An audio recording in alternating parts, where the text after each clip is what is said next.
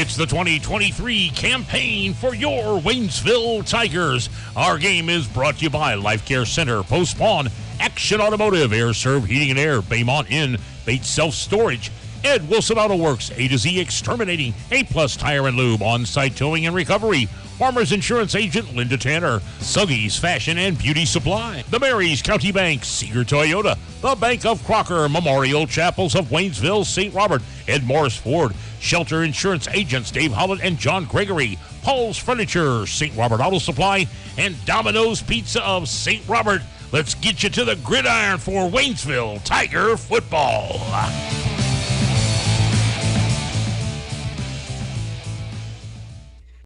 And a very good evening to you and yours here in Tiger Town, Waynesville High School, and of course Tiger Stadium, where the Waynesville football Tigers are about to take the field to take on the Kickapoo Chiefs. Connor Harbert here with you today, Z102.3. So glad you could join me here for this one. This one promised to be a fun matchup. Waynesville back at home after the rather sizable loss to Camdenton last week. The story of that game, lots of ups, quite a few more downs, I would say, but still plenty to be excited about as this team moves into a lengthy home stretch. The first of two home games in a row. It's going to be a tough couple of games here for the Tigers, taking on a Kickapoo Chiefs team that, well, suffered a defeat last week. So this is a Kickapoo team that is going to be very hungry. They're going to come out very motivated. Waynesville is going to have to play pretty much perfect to overcome this Chiefs squad here today. So we have got about 30 minutes until kickoff here today. Of course, the dance team, I do believe they're doing things in a different order here today, as it is actually Military Appreciation Night here at the stadium. Of course, every year, Military Appreciation Night comes around around this time of the season, and so I have seen some members of the armed forces getting reserve seating here today. Obviously going to be recognized at some point here tonight. Always a great Waynesville tradition, but today is that Military Appreciation Night. Waynesville, they are 1-2 on the season. Of course, like I mentioned at the top of the broadcast today, a loss to Camdenton last time out, a win over Parkview, and a loss to Glendale has been their season, but they're trying to keep the pattern going here. Of course, trying to get back to 500, heading in maybe to next week's matchup with Lebanon. You can do it here today. I would definitely not write this matchup off. I know a lot of people, Waynesville's a big underdog here in this one, and for good reason. Kickapoo has definitely shown that they are worthy of being maybe the favorite in this contest. But if you come out, you execute your game plan here today, we're going to see some different things here. You'll actually hear that our coach's interview with head coach Kyle Barkley. When Marv talked to him earlier this morning, we did hear one of the things you'll hear him say is that players are going to maybe be in some different positions here today. And I'll even tell you what, watching the players warm up here today, two players throwing down on the field, not just Brian Castro, but another player as well. So we'll wait and see kind of how that all works out. We'll see what that kind of manifests as. Coach Barkley doesn't go too deep into that during the interview, but that is going to be someone to watch out for here today. Something else to watch out for here today? Well, this is a Waynesville team that's pretty beat up. You'll hear him say it pretty much frankly. Going to have a couple of new linemen here today, and that might be a big loss here for Waynesville. The linemen, obviously, they've been so important to the success of the Tigers here this season. When they're on, the team's on. When they're off, the team's kind of off. Well, you're going to need some players to step up here today, so we're going to see who starts on the line on both sides of the ball here for the Tigers in this one. So, hey, we got about 25 minutes till kickoff here in this one. Let's go ahead and take ourselves a quick timeout. When we come back, we'll go a little bit more in depth about this Waynesville team. We'll talk maybe more about some keys to the game. I've kind of alluded to maybe a couple, I think, but we'll have to kind of wait and see, and we'll kind of go into it there. But again, taking ourselves a few minutes for a timeout. Military Appreciation Night tonight. If you can get out to the ballpark, still plenty of time to get on out here. Otherwise, we got all the coverage right here. You're listening to Tiger Football right here on Z102.3.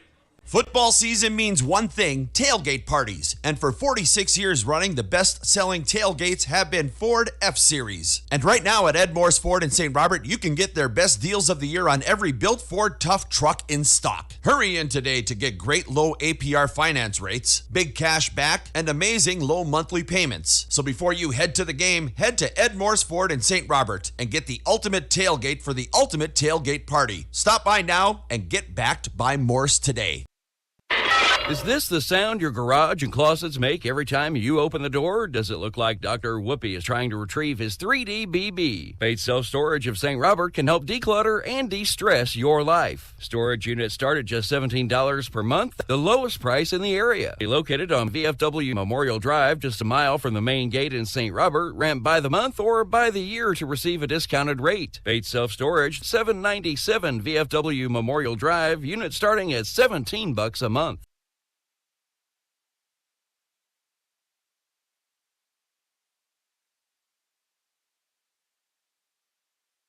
Hi, this is Brad Shelton at the Marys County Bank. Every day, the Marys County Bank touches every corner of your life and supports you as you turn your life's goals into accomplishments. Whether it's purchasing your first car, opening a small business, buying a home, planning a wedding, or preparing for retirement. From your first car to a new life after retirement, the Marys County Bank is there for all your life's milestones with our full line of products. Stop by one of our 10 locations and see how the Marys County Bank can support your dreams. Member FDIC, Equal Housing Lender.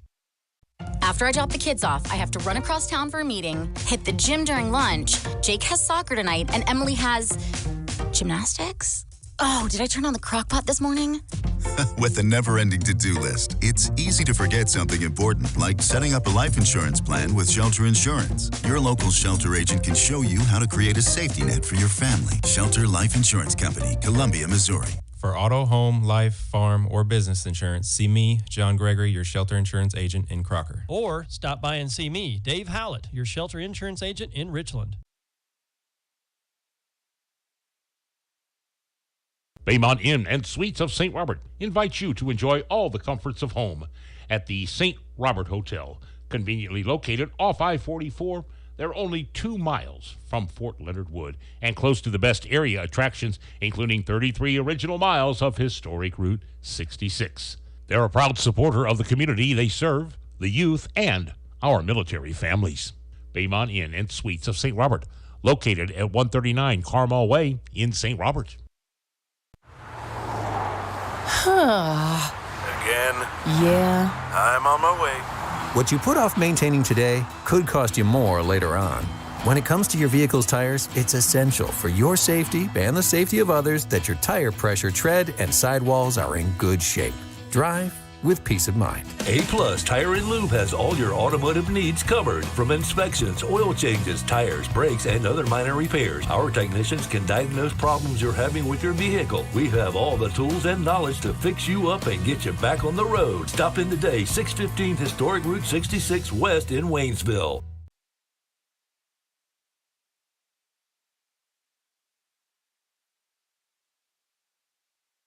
Pests can really bug you. I know they bug me, but you can get rid of all types of pests and protect your family, home, and environment by calling the folks at A to Z Exterminating. A to Z Exterminating provides the best pet and human-friendly treatments 7 days a week and education to help you keep your home pest-free. And of course, reasonable prices. A to Z Exterminating for your home or lawn, whether it's an emergency or you want to schedule an appointment, call today at 573-336-4448. A to Z Exterminating, offering the best service throughout the area. Mechanic. Oh, yeah, the blue sedan. Yeah, you brought that in when? Like 2 days ago? Oh, yeah, 2 weeks ago. I got 3 of my best men on it now. Hey, Ronnie, turn up the tunes and pass the nachos. Work time was yesterday. Your life can't wait. That's why here at Action Automotive of St. Robert, we take time to walk you through what's going on with your vehicle and come up with an affordable solution. From engine overhauls to oil changes, Action Automotive of St. Robert has you covered. Action Automotive St. Robert. Once again, back out here at Tiger Stadium here in Waynesville. We are about 20 minutes away from kickoff. Military Appreciation Night here in Tiger Town as the Waynesville Tigers set to take on the Kickapoo Chiefs. Again, it's Connor Harwood here with you, Z102.3. The Tigers searching for that second win of the season here today, trying to move through a Kickapoo team that is 2-1 here on the campaign. Of course, we take a look at Kickapoo last week. Well, it was a battle of the heavyweights, I think, in the Ozark Conference between Kickapoo and Lebanon, and it was all Lebanon in that contest. 34-0, your final score there in that one, but Kickapoo, a two-game winning streak into that game, actually defeated the team that beat Waynesville last week. They defeated Camdenton 38-21 at Camdenton's home field, and then the 63-0 victory over Hillcrest to start the season. So like I said, this is a Kickapoo team that's going to come out hungry. They want to prove that they still belong at the top of the conference. That last week's game was just a minor setback. Waynesville is going to have to be at their best if they want to overcome here in this one. It's certainly a prospect that can be done. It's certainly something that I think is possible, but you do have to play pretty much to the best of your ability. There's not going to be a whole lot of room for mistakes here today. But we take a look maybe at some keys to the game here for this one, and when you take a look offensively at what this Waynesville team has been able to accomplish here this season, I think the biggest problem for the Tigers, and something that I really would like to see them do here today, is be just a little bit more unpredictable. Now, obviously, you can only work with the talent that you have, with the kind of skill sets that you have. There's a lot of athleticism for this Waynesville offense, but the aerial game just has not been there here today. You take a look at the stats from last week's game. I actually was able to scrunch up some stats from that game against the Lakers. You had 200-plus yard rushers once again. Tau Ossie, he of course handled most of the workload, 29 carries for 128 yards, had the touchdown as well that came in at the end of that game. Michael Kelsey Jr., he had 21 carries for 154 yards and 3 touchdowns there as well. He was the man hitting the pay dirt. But the aerial game still just isn't there.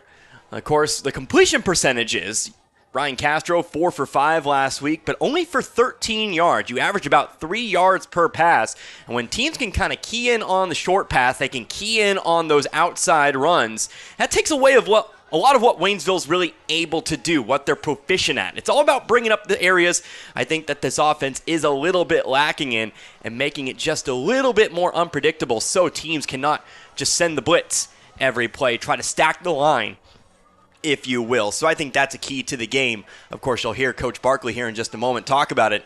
They're still planning on focusing on that run game. I still think that that's something that you need to do. I'm not saying you need to pass the ball 50% of the time, just that the aerial game needs to be more of a threat to really kind of force teams to back off. Now, defensively, I think after all of the harping I did last week, we won't dwell on it too much here today, but we're going to have to kind of wait and see how things go today. The secondary is going to have to step up here in this game. We saw it kind of last year. This is something that's kind of held over into this year as well. Teams are going to pass on Waynesville. Teams are going to challenge this secondary. You cannot let receivers get behind you. Waynesville beaten deep many times last week. Actually led, I think, to several of those touchdowns through the air from the Camdenton quarterback. So these DBs, they're going to need to be a little more aware, I think, on the field today. And again, you're going to face another wide receiving core that is pretty darn good here today. Sean Campbell, the 6'1 senior, he's kind of a player to watch for here today as far as the Chiefs go.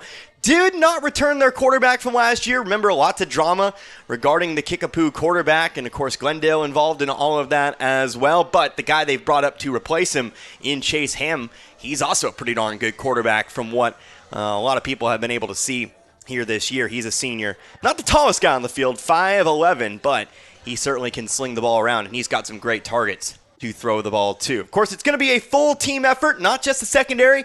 Would like to see the defensive line get some pressure here today. Again, might be a little bit banged up here and there. Those linebackers, obviously, we've seen actually the linebackers do a pretty darn good job in coverage. This is a team that's gotten a few interceptions, actually back-to-back weeks now with an interception for Franklin Myers. But you got to make sure you're ready to defend both run and pass here in this game. So that's just a few initial thoughts. Obviously, we'll have to kind of wait and see how the game breaks down here today. But tell you what, now we're going to hear it from the man himself. We're going to take ourselves a minute, and then we're going to move on into our coach's interview. Our very own Marv Luton, he got a chance to sit down with Waynesville Tiger head coach Kyle Barkley. And, of course, we'll get his thoughts moving into tonight's game. But again, back in 60 seconds with that interview. I'll be back with a Well, tell you what, we'll go ahead and take a look at some other area games that are taken on here today. There's a very important game, I believe, taking place in Bolivar here today. We'll take a look at what's going down in the rest of the state. But again, back in 60 seconds, you're listening to Waynesville Tiger Football right here on Z102.3. For over 50 years, Post Pawn in St. Robert has been offering the best prices in the area on firearms, ammunition, and shooting and reloading supplies. Also, find new and used military clothing and gear, as well as pre-owned power tools and compound bows, and new and used musical instruments and supplies. Get a 90-day layaway on anything. And if you have your guns shipped to Post Pawn or selling them to another individual, they only charge a $25 transfer fee. That's Post Pawn in the Gateway Shopping Center in St. Robert. As the road you travel changes, so can your insurance needs. Talking with Farmers Insurance Agent Linda Tanner can help you assess whether you're ready for the journey ahead. Call Farmers Agent Linda Tanner today at 573-426-3241. That's Farmers Insurance Agent Linda Tanner, 573-426-3241. We are farmers. Bum, ba-dum, bum, bum, bum, bum. Underwritten by Farmers Truck Fire Insurance Exchanges and Affiliates. Products not available in every state.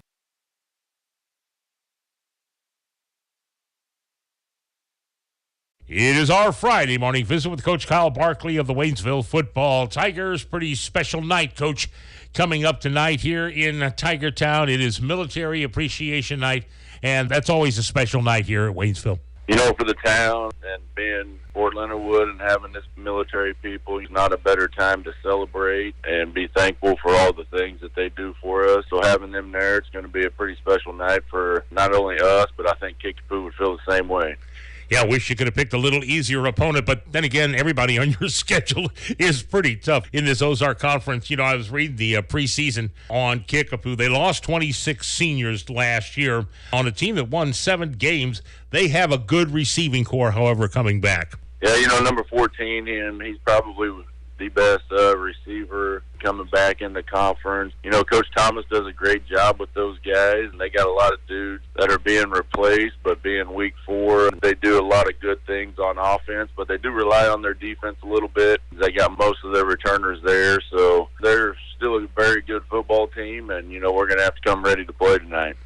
Any special plans for the Kickapoo Chiefs? Are you going to run right at them, or are you going to try to get outside?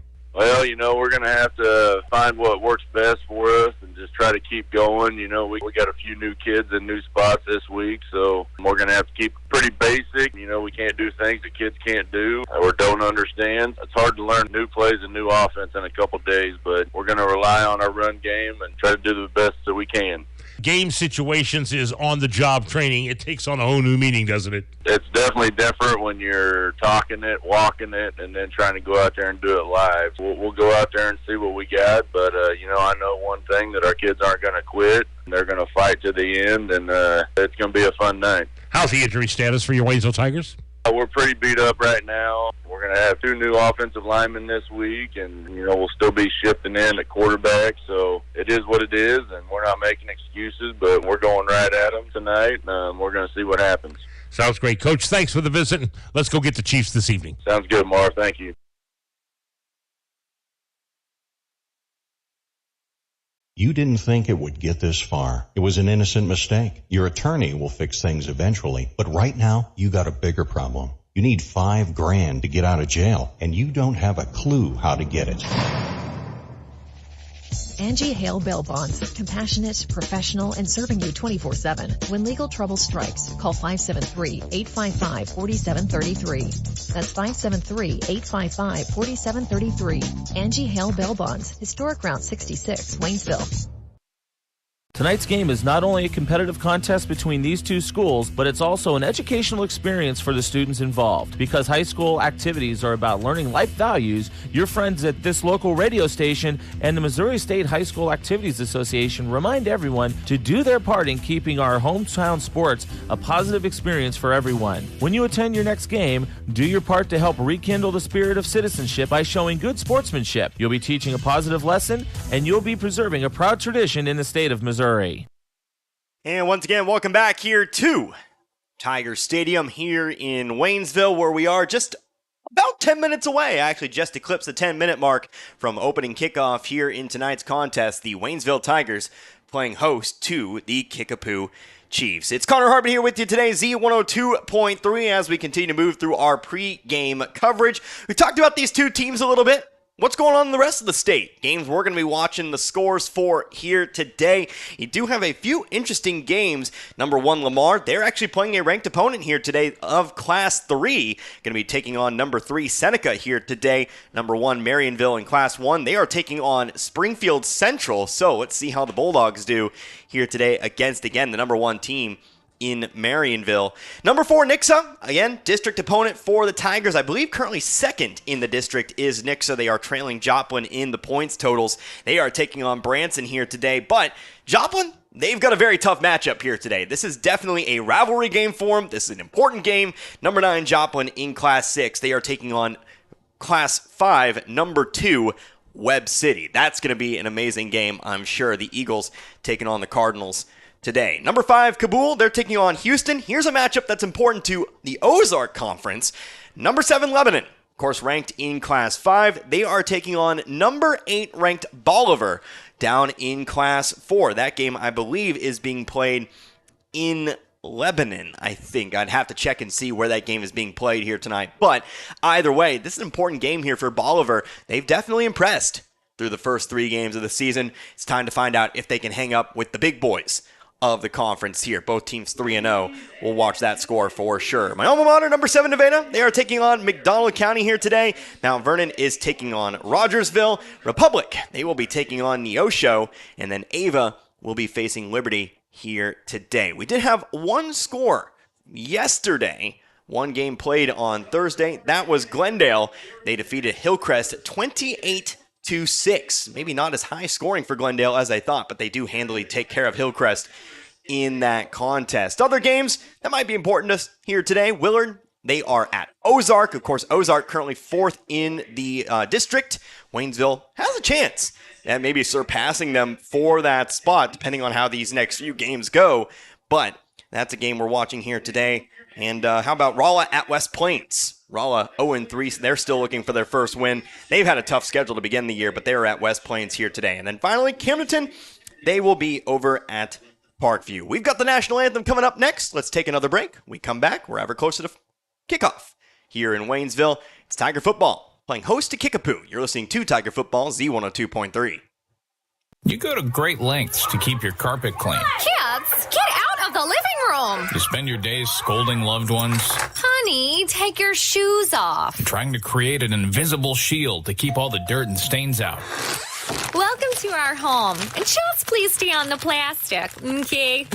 With Baker's Carpet Cleaning and Install of St. Robert, there's no need for the constant worry. Call us today. Baker's Carpet Cleaning and Install, bonded and insured. 573-528-7442.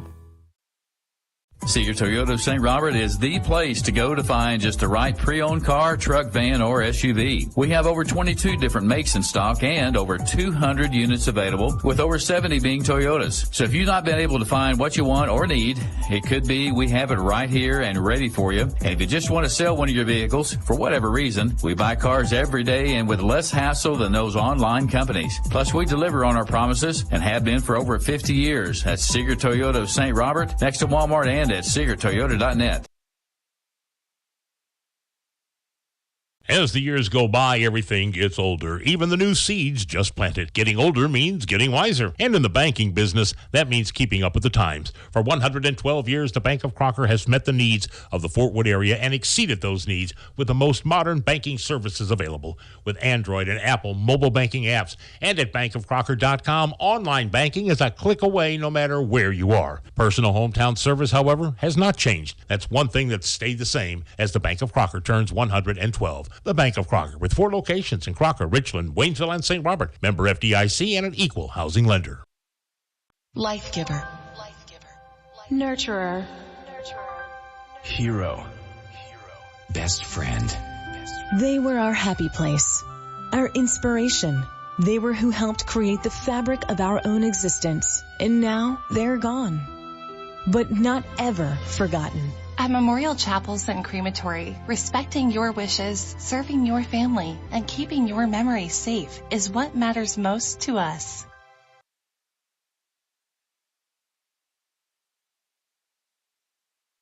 And once again, back here at Tiger Stadium, we are under 5 minutes away now from opening kickoff in this week's contest. The Waynesville Tigers playing host to the Kickapoo Chiefs. So wrapping up our pregame coverage here today, of course, Connor Harbin here with you, Z102.3.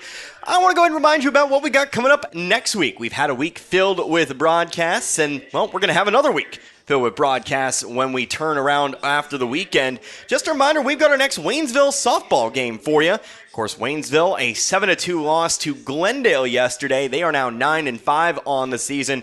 They will be taking on Lebanon. That's going to be a home matchup, so we will have it for you. Remember, that is a 4:30 start. All Waynesville games, about 4:30 or so. So we will have the pregame at 4:15. So make sure you tune on into that one. That'll be our first broadcast of the week. We do have another Frisco League contest coming up on Thursday for you. Dixon, they will be taking on Iberia. That game being played in Dixon, so I will be on out there. That will be a 5 o'clock start, so make sure you tune in at 4:45. The Bulldogs trying to, I believe, get back to 500. Have to wait and see, or have to look back on what happened yesterday, but last time I checked, 3-4 on the season. Obviously, Iberia, very, very good this year. Last time I checked, they were 9-1. But we will have that game for you, 4:45 pregame, 5 o'clock start. That is on Thursday. And then the very next day, we'll be back here again next week when Waynesville plays host to the Lebanon Yellow Jackets. Remember, Lebanon undefeated, taking on Bolivar here today. Waynesville currently 1-2. So Kickapoo, they have made their way over to the sidelines, waiting for the Tigers to come out of the locker rooms, take their place on the field here today. We'll get the captains, we'll get the coin toss, but let's go and take one more final timeout. One last timeout. When we come back, it's time for football. Waynesville and Kickapoo here at Tiger Stadium in Waynesville. You're listening to Tiger Football right here at Z102.3. Are you tired of all the games that other furniture stores play? At Paul's Furniture, we've got the biggest name brands at the guaranteed lowest prices. You come in, you're going to see that price on it. The next time you come in, it's going to be the exact same price because we always have the best deals, the best prices, and the biggest name brands with free delivery. We're going to do whatever it takes to earn your business at Paul's Furniture. That's what's made us the #1 furniture store in Pulaski and Phelps County for the last 30 years. Or if you're tired of the games that others play, come see us at Paul's Furniture. We all have our faves. I love baseball. I love football. But there's one thing we all love. Pizza! If you need to satisfy that competitive appetite, we got your slice right here. Domino's Pizza in St. Robert during and after the game. Try the perfect combo deal. Pizza, side, and a drink for $19.99. Call in for our carry-out special. One topping pizza for $7.99. Domino's Mix and Match is only $6.99. Check it out online at Domino's.com or call your order in at 573-336-3400. Domino's Pizza, 213 St. Robert Boulevard.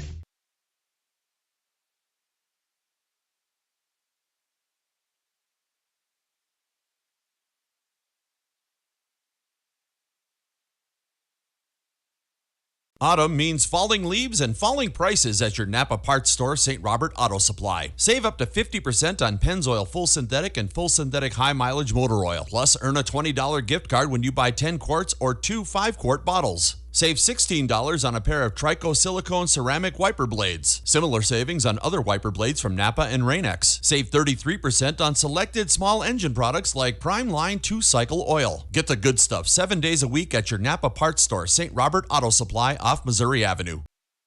Move it, buddy! Let's go, man!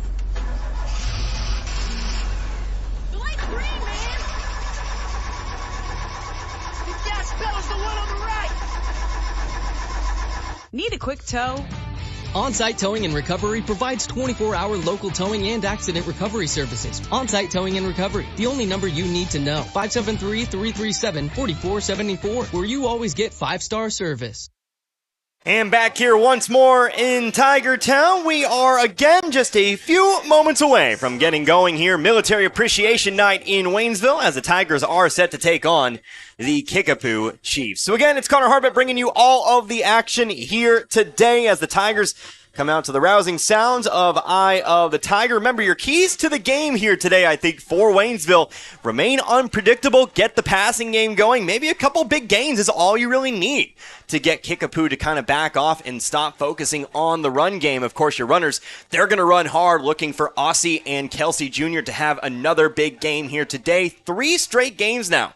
Both of them have eclipsed the triple-digit mark in terms of rushing. I would expect the same here today. You want the big boys up front, the offensive line. Remember, a little bit beat up. You heard Coach Barkley say during our pregame interview, we're going to see a couple new names. So, it's a big game for them. Time to step up, create some holes for Aussie and Kelsey Jr. to run through. Remember, Waynesville, most success last week was basically using their speed to get around the end and go to the outside. But, got to get those runs up the middle working there as well. Defensively, can't get beat deep. Kickapoo, they're going to look to air it out on you. Of course, Lebanon might be another story next week, but we can't really worry about Lebanon. We got to worry about the here and now. Kickapoo is definitely yet another solid passing team. They're going to look to go on you. They're going to look to make it work. So our captains meeting here at midfield. Captains for this game for the Tigers. Bishop Godwin, of course, the injured senior quarterback. He will be a captain here today once more. Michael Kelsey Jr., he will be a captain, the junior running back. You've got Dalen Registe out there, and Mason Perez will be your 4th captain as well. Captains for Kickapoo, it looks like including Sean Campbell. That's the receiver I told you about at the top of the broadcast. He is pretty much the guy who makes the passing game work for the Chiefs.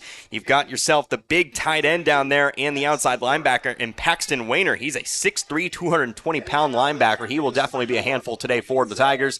You've got also down there Peyton Wolf, another outside linebacker, and your final Kickapoo Chief captain today, that'll be a senior defensive end in Gannon Benton. Kickapoo, they've got size. Team that replaced 26 seniors last year, but as you might expect from a program like Kickapoo, they were definitely able to replace them rather quickly.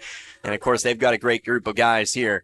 We'll see if Waynesville is able to answer the call and take them down here today. So we should get our coin toss here momentarily.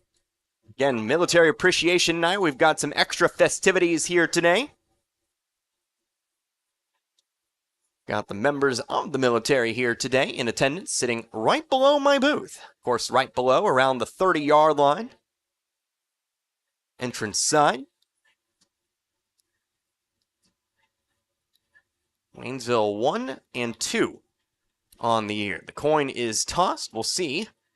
Now it comes out here. Looks like Kickapoo has won the toss. Looks like they will defer to the second half. And so it looks like for the second straight week here, we'll have to wait and see what Waynesville elects to do here. See if they take the first See if they'll take the offensive side of the ball for the first time. Yes, they will. So, again, Kickapoo won the toss. They defer to the second half. Waynesville elects to receive, and so for the second straight week, we'll see this Waynesville offense attempt to set the tone here today, again, against a Kickapoo defense that has size and speed. Remember, last year's calling card for Kickapoo was their defense. That really hasn't changed.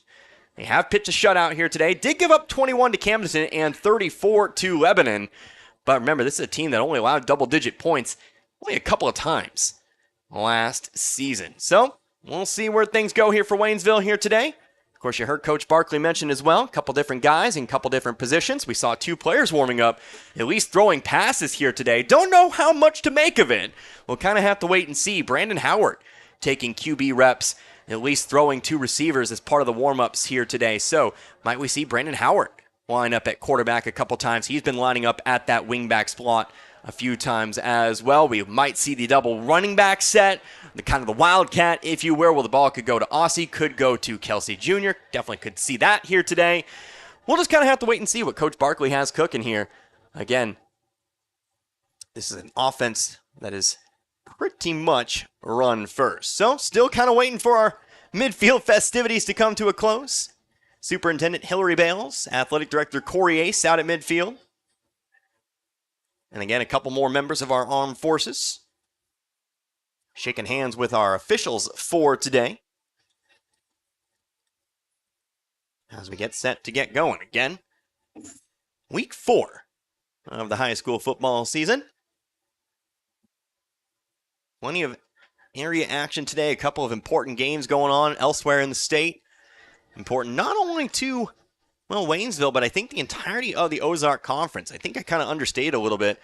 Everybody should be paying attention to that Lebanon-Bolivar game here today. Bolivar didn't graduate a whole lot of players last year. And so they are definitely reaping the benefits of having an experienced squad this year.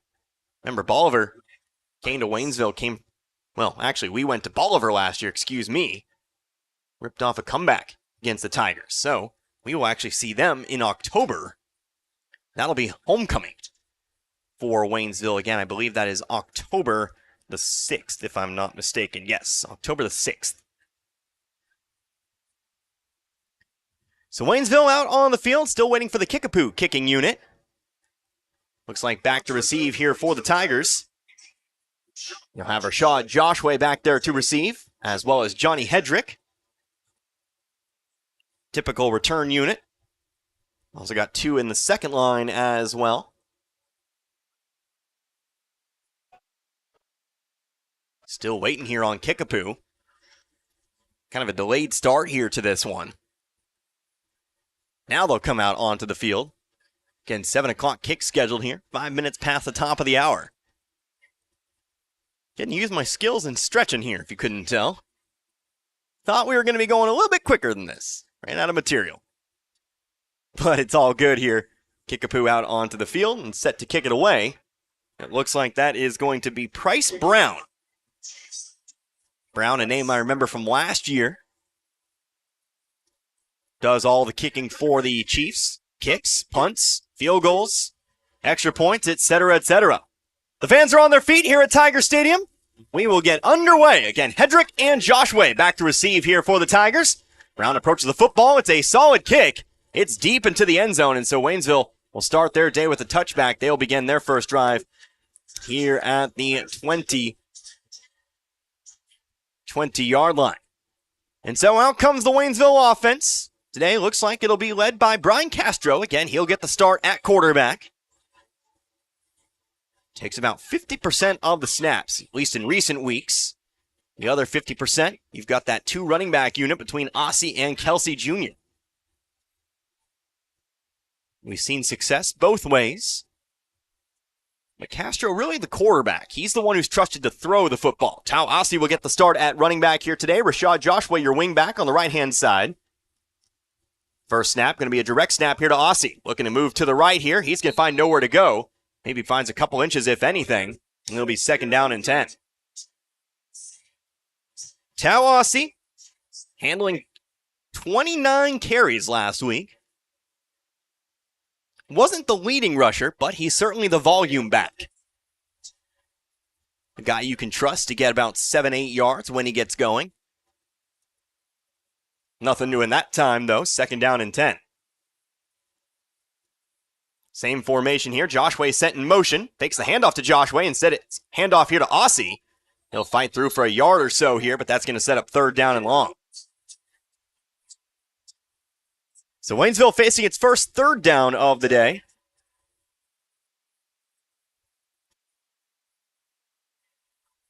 Third down and 9. A minute already gone by here in this first quarter. 11 minutes to go. Look and see who's up on the offensive line here today. See Kyle Wilking. Looks like Caden King also getting the start here today. Joshua lined up left side this time. Snap comes to Ossie here, moving toward his left. Going to try to find the sideline. He bounces it out. Has to dive forward. Tries to get whatever he can. It's another short rush, and it's going to set up 4th down at about 6 here for the Tigers. So the Tigers' first drive doesn't go very far today. Looks like Brian Castro will come on again to punt the ball away this time from that step-back formation. Kickapoo will send a man back here. It's Sean Campbell set to return. There's the lineup in the formation. Now Castro will step back. Snap's good. The kick is away. A solid punt here for Castro. Going to bounce it around the 40-yard line before rolling out of bounds at about the Kickapoo 38-yard line. So nothing doing here for the Waynesville offense. Let's see if the defense can hold here. Again, this Kickapoo offense led by Chase Ham, 5'11", 155-pound quarterback. Not the biggest guy, but according to sources, according to pretty much everyone I've talked to, he's done a fairly decent job at directing the offense this season. It'll be a 2 wide receiver set, 1 running back in the backfield. Looks like that is actually Gannon Benton. Or excuse me, we'll see if I can get a clearer picture of that number. Nope, that's not Benton, excuse me. Tell you who it is in a moment as he gets a carry here. Cuts it up the field, runs into traffic at about the 40-yard line. It's a gain of 2 on the carry. That was Noah Harrell. Junior running back, 5'8", 180 pounds. Gonna say, maybe not big enough to be Benton, who stands at about 6'3".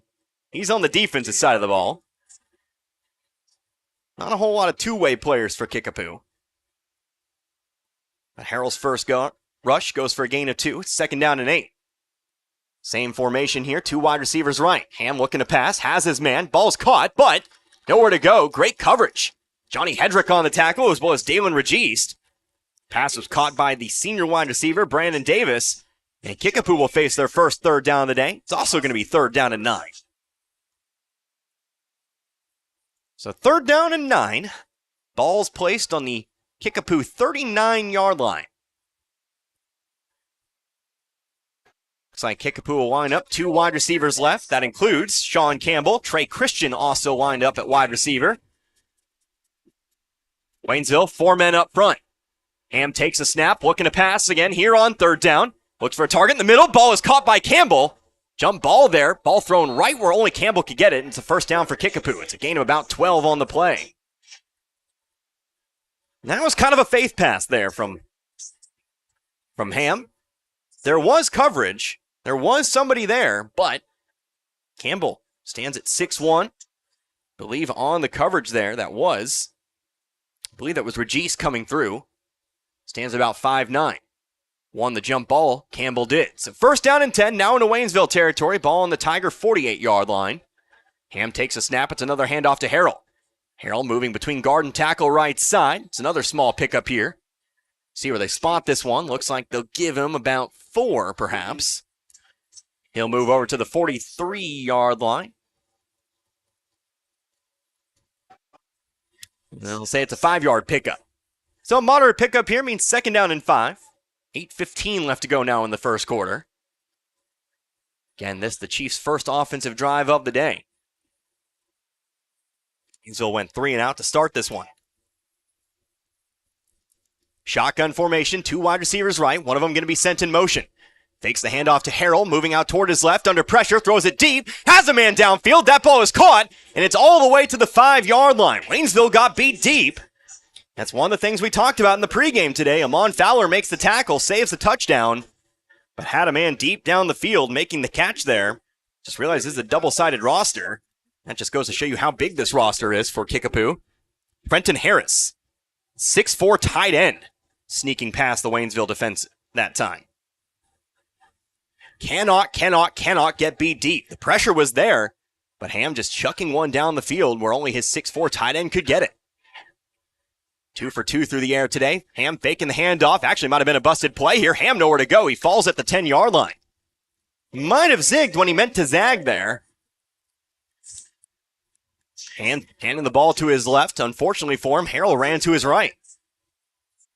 Had nowhere to go. Tried to carry it himself. And ends up losing 5 on the play. Still 2nd and goal, though.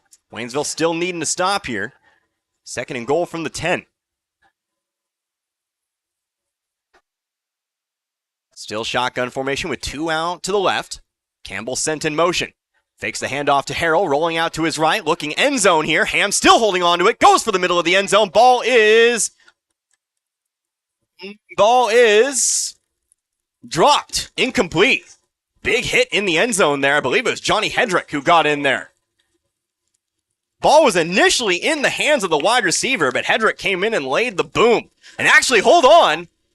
They're going to say that ball was picked off. Now we get a flag. Wow. So that'll be Tiger football, but where does the flag come in? Hedrick laid the hit down, but I guess he also somehow came down with the football. Big play there for the defensive back. We know Hedrick, he can pick those passes off. Led the team in interceptions last year. But what is the flag going to be? Still waiting here. Looks like it's going to be unsportsmanlike conduct called here against Kickapoo. So the Chiefs will get their first penalty of the day, the unsportsmanlike conduct. That'll give Waynesville a little bit of breathing room. I believe it was going to be a touchback. I believe Hedrick came down in the end zone. And so where did the Tigers start their next drive? Big play there. This Waynesville team now 3 straight weeks with an interception. Actually, might be 4.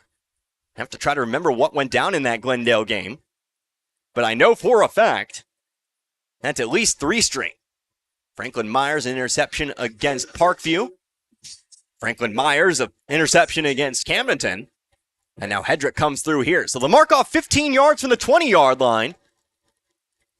And so we'll get Waynesville's second drive here. Now here we go. Brandon Howard in at quarterback for the Tigers. Like I said, he was taking reps, throwing the football around before the teams went to the locker room here today. And it might be time for the Brandon Howard show. We're going to have a timeout, though. It's going to be a water break. Let's take a 60-second timeout ourselves. We'll come right back. Brandon Howard leads the offense out into the field for Waynesville's second drive. Still no score. 6:59 remaining in this one. Or in the first quarter, at least. You're listening to Tiger Football, Z102.3.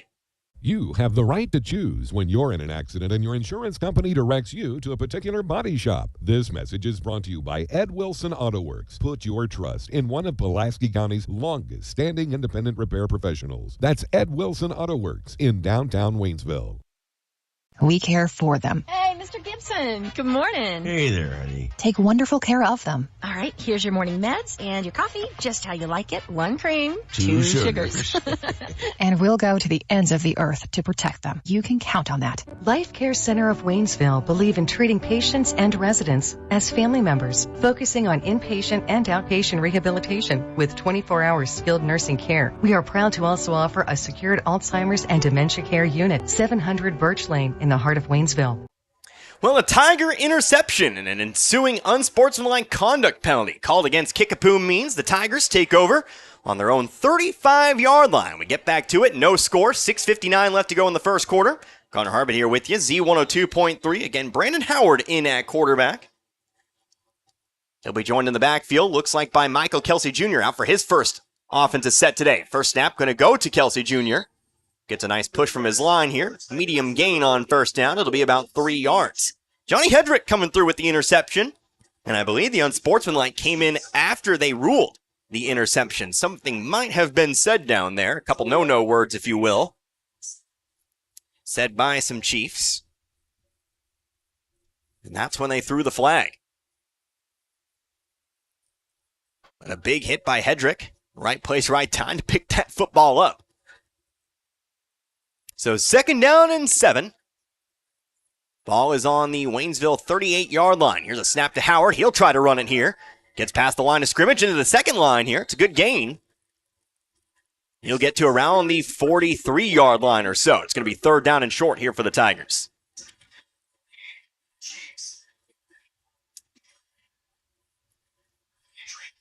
And now we'll have a timeout here. We've got an injury on the field. Looks like one of the two-way players for the Chiefs is down. Injured on the play.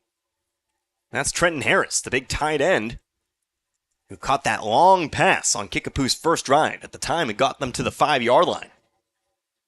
So while they tend to Harris, let's go ahead and take ourselves an injury timeout. We'll come back here in about 60 seconds or so. 1 minute, 2 minutes. Hopefully Harris okay down there on the field. We'll come back, though. No score. 6:01 left to go in the first. You're listening to Tigers Football, Z102.3. Some people are always too hot. Whew, it's hot in here. Is it just me or is it hot in here? Other people are always too cold. I'm cold. It's cold in here. Aren't you cold? And sometimes both of those kinds of people are in your house at the same time. How do you make everyone happy? With some help from the heating and cooling professionals. Air Serve Heating and Air Conditioning in Mid-Missouri, 573-433-3613. Your Mid-Missouri air conditioning and heating experts. Breathe easy, live better. Locally owned, proudly operated.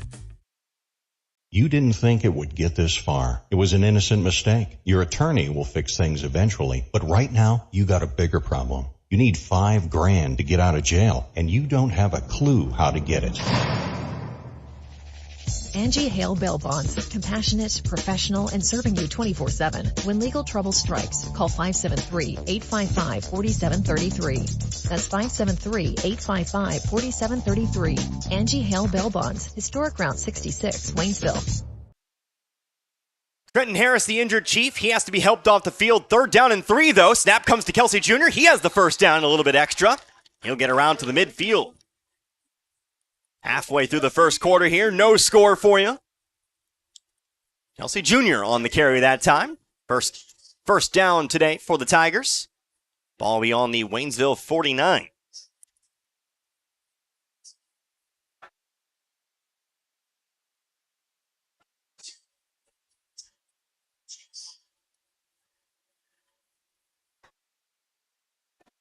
First down and 10 here. Direct snap. Tal Ossie.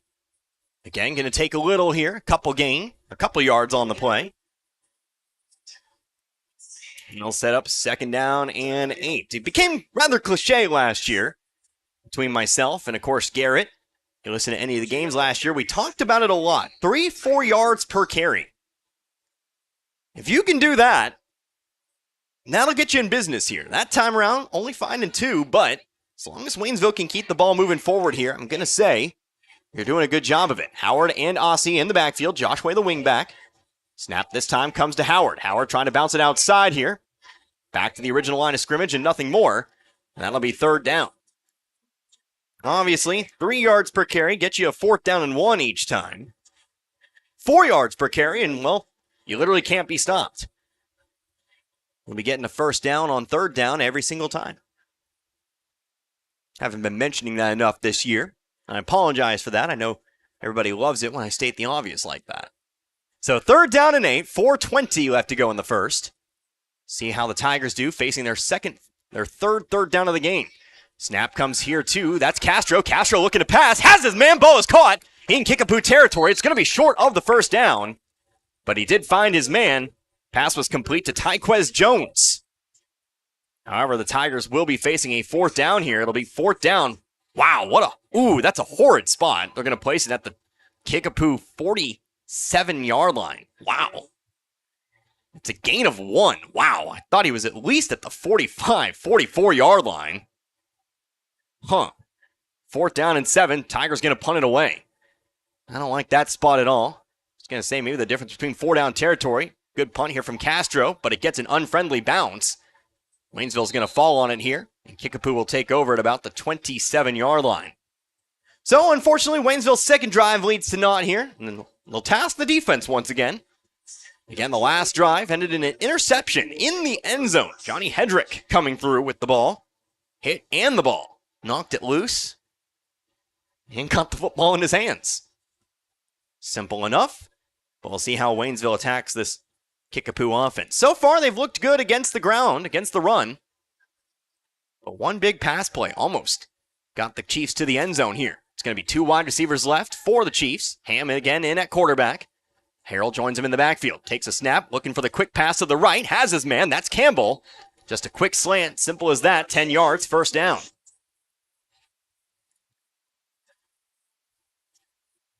Hedrick immediately on the tackle. But not enough to keep the chains from moving here. Be another 1st down and 10. 3:48 left to go here in the first. 2 wide receivers right now. Ball on the right hash. Ham getting signals from the sideline here. Takes a snap, fakes the handoff. Another quick slant. Again, it's caught. And he will be to the races. He's going to be tripped up. They lost the football. Is Waynesville going to fall on it? It's a pile. Waynesville says they have it. What's the indication? They will say ball is picked up here by Kickapoo. So it ends up in a big carry, a big gain. But again, that quick slant beat Waynesville again. Tripped up from behind. Waynesville had a chance to pick up that fumble. But it looks like a Chief slid in there and somehow came out with the football. Kickapoo moving quickly to the line here. 3 wide receivers set, 2 to the right. Ham takes a snap. It's a run up the middle. This time, Harrell's got room to run. And he'll have the first down. He will get himself to the 15-yard line. Kickapoo just looking for the no-huddle offense, looking to keep Waynesville on the back foot here. Coming to the line, they get set quickly. First down and 10 from the 15. 3 minutes to go now in the first. Another handoff here to Harrell. Juking to his left. Nowhere to go this time. He'll actually lose yardage on the play. Loss of 2. Looks like a couple of your Tigers in on the tackle. Mason Perez, Dalen Registe. Looks like Isaiah Hopper also got in on the play there as well. Still no huddle offense here. Second down and 11 now. Ham takes a snap. It's a screen pass out toward the right. Waynesville coming up on it here. They'll find a few yards, nothing more, about 3. And that'll set up third down. Kickapoo again does have a kicker here. Bryce Brown, very good kicker. Think this is well within his range, but Waynesville needs to focus on getting this third down stop first. Third down and 8. Ball on the 13. Ham looking for the end zone here. Jump ball! Hendrick! I think he came down with another one! Another interception here for Waynesville, and again in the end zone. Hedrick with his second interception of the game. They lobbed one up, but Hedrick not getting beat deep, mind you. Kept the ball in front of him, and he comes through with the interception. And again, Waynesville will take over. Ball on the 20-yard line. Big defensive plays here for Hedrick.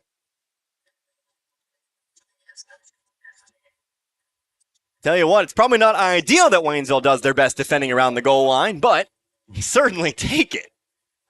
2 turnovers on the game for the Tigers. 2:33 to go here in this first quarter. Brandon Howard trying to bounce one to the right sideline. Cuts it up here, enough for 2. He'll get to the 22 here. Trying to find their man Sean Campbell in the end zone, but Hedrick with the beautiful one-on-one coverage. And left that one just a bit too short. And I believe Hedrick does give up a couple inches. 1 inch. I guess. He was able to leap up and bring the ball down. So, second down and 8. Now under 2 minutes to go in the first. Waynesville needing to get that ball moving. Here's Michael Kelsey Jr. Flag is thrown on the play. Gets through for about 7. But we'll see if this one comes back or not. Flag was on the play. Flag was thrown right as the ball was snapped here.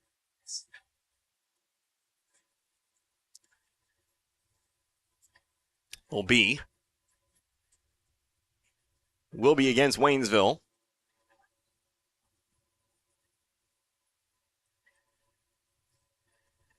Believe the call was illegal formation. So that'll negate the run here for Kelsey Jr. Didn't talk about that in the pregame very much, but that was one of the thoughts I had coming into today's game. Waynesville needs to make sure that they don't shoot themselves in the foot as well. We saw that quite a bit against Parkview. We saw it against Camdenton a little bit. Negating big gains, 7, 8, 10, 15 yards.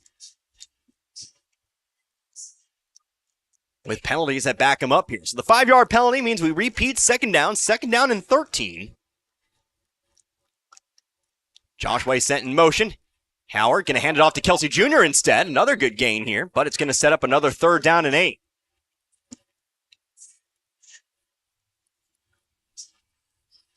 So Howard trusted with the offense here quite a bit. We're back to kind of the quarterback by committee that we were originally supposed to see, just with 2 different names, in Castro and Bishop Godwin. That seems to be the move here for the Tigers today. 1:15 now to go in the quarter. Again, third down and 6. Gave him a couple extra yards here. Now a false start, and that's exactly what I'm talking about. Braylon Scott jumped the line here. Maybe trying to get Kickapoo to jump. And it's going to turn into third down and 11. And now they'll swap out Howard for Castro. Still third down, but they'll lose 5 yards again. 2 penalties for 10 yards. So here we go, third down and 11. Maybe a passing down here for Waynesville. They're going to line up 3 wide receivers left, 1 to the right. 1 back in the backfield, that's Kelsey Jr. Throwing to the left here. Maybe going for the screen. Didn't really work out, I think, the way they wanted it to. Braylon Scott, the intended receiver on the play, and it'll be fourth down.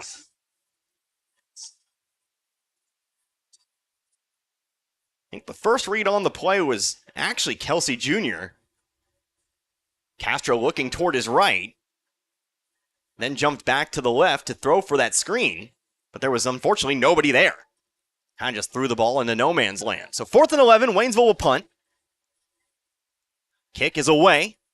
Solid punt, but this one's going to be returned here by Campbell. He's got a lot of room to run. He's already to the Waynesville 40. Jukes one would-be defender, now to the 30. Eventually pushed out of bounds here. They'll start the drive at the 28-yard line. Unfortunately, Waynesville held up there. That's kind of the danger of the formation if your lineman can't get through. And if the punt is returnable, there's a lot of field, especially for an electric player like Sean Campbell. Well, he'll get a lot of yardage. It's about a 20-yard return here, and this drive starts at the Waynesville 28.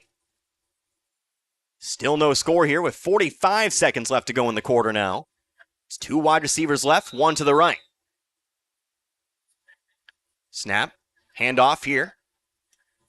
Through the middle, past the 25 to about the 23.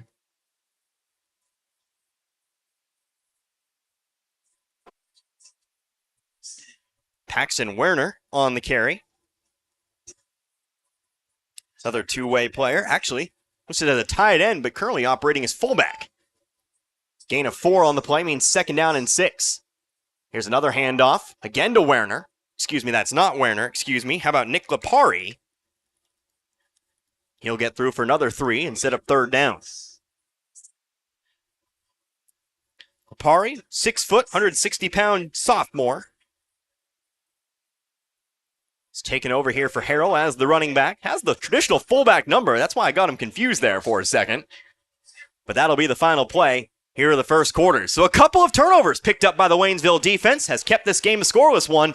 The offense, though, struggling to move. We'll come back in 60 seconds. Still no score between Waynesville and Kickapoo. You're listening to Tiger Football, Z102.3. Football season means one thing, tailgate parties. And for 46 years running, the best-selling tailgates have been Ford F-Series. And right now at Ed Morse Ford in St. Robert, you can get their best deals of the year on every built Ford Tough truck in stock. Hurry in today to get great low APR finance rates, big cash back, and amazing low monthly payments. So before you head to the game, head to Ed Morse Ford in St. Robert and get the ultimate tailgate for the ultimate tailgate party. Stop by now and get backed by Morse today. Is this the sound your garage and closets make every time you open the door? Does it look like Dr. Whoopi is trying to retrieve his 3D BB? Bates Self-Storage of St. Robert can help declutter and de-stress your life. Storage units start at just $17 per month, the lowest price in the area. Located on VFW Memorial Drive, just a mile from the main gate in St. Robert. Rent by the month or by the year to receive a discounted rate. Bates Self-Storage, 797 VFW Memorial Drive, unit starting at $17 a month. Start of the second quarter here in Waynesville. No score, but the Chiefs just outside the red zone. It'll be 3rd down and 3 here for Kickapoo. Waynesville's offense, unfortunately, just not able to move the football here today. But the defense, 2 turnovers, 2 interceptions. Johnny Hedrick in the end zone. Well, they've kept the Kickapoo Chiefs out for the time being. Chase Ham, though, looking to pass here on 3rd down, looking for that slant. It's caught by Campbell. We'll call that all reliable here for Kickapoo. They've got 1st down and goal. In case of emergency, well, where's Sean Campbell? Quick slant about 5 yards down the field. And they've got 1st down and goal. No huddle offense here. 3 wide receivers, 2 to the left. Campbell, 1 wide receiver to the right. It's a handoff here to Lipari, and he will find his way into the end zone. Touchdown, Kickapoo. Well, the Chiefs come out and kick Waynesville in the mouth. Slant across the middle, hand it off to the running back, and Nick Lipari puts the Chiefs on the board here. It's 6-0. 5-yard touchdown run.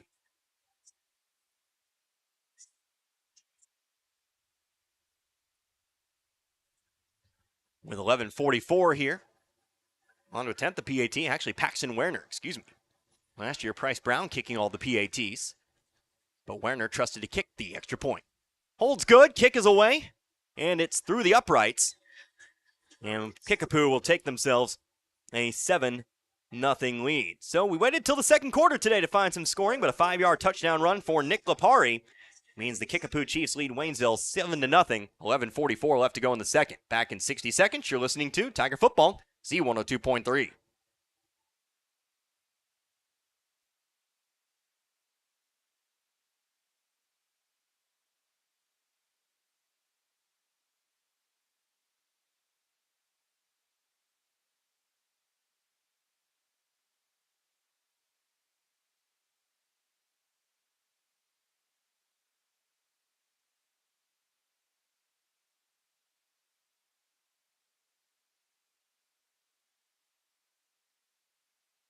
Well, looks like my finger missed the button here, but we'll come right back here as the two teams coming out into the field. Again, big thank you to all of our sponsors, Mary's County Bank, Shelter Mutual Insurance.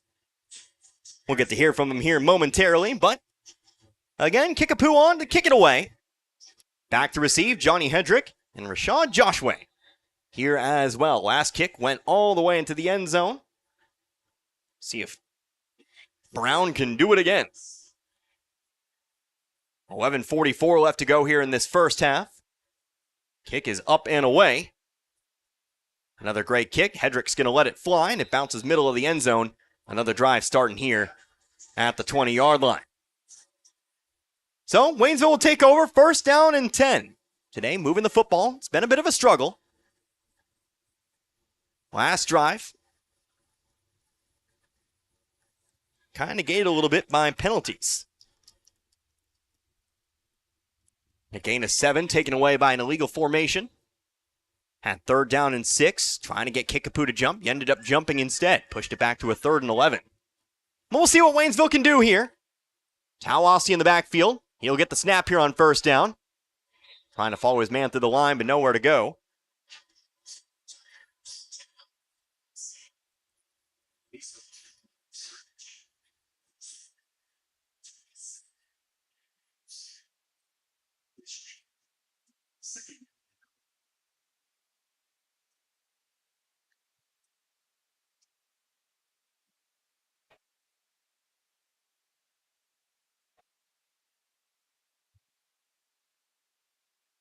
Second down and 9 after the gain of 1. Ball on the Waynesville 21. Man sent in motion here. Handoff. Brandon Howard going to keep it himself. Believe that's a busted play. He's taken down all the way at the 14-yard line. Big loss on the play. Loss of about 7.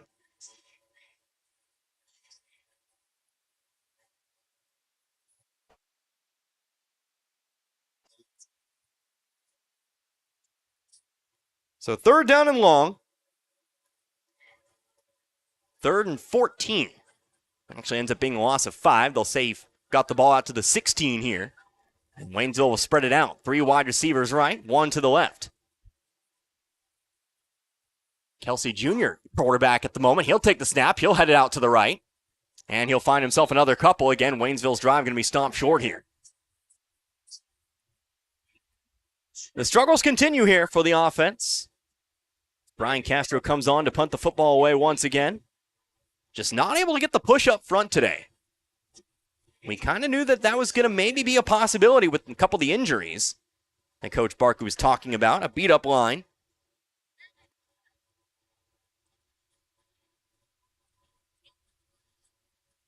As Castro steps back here again, Sean Campbell set to kick.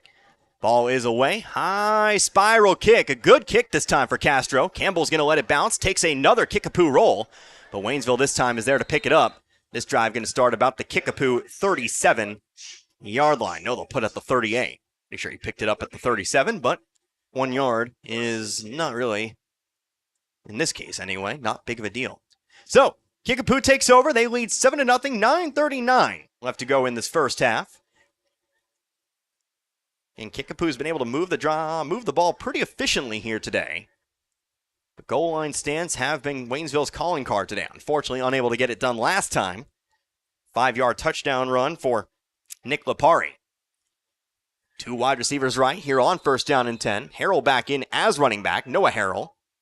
Wayner sent in motion. Ham takes the snap. He'll hand it off to Harrell.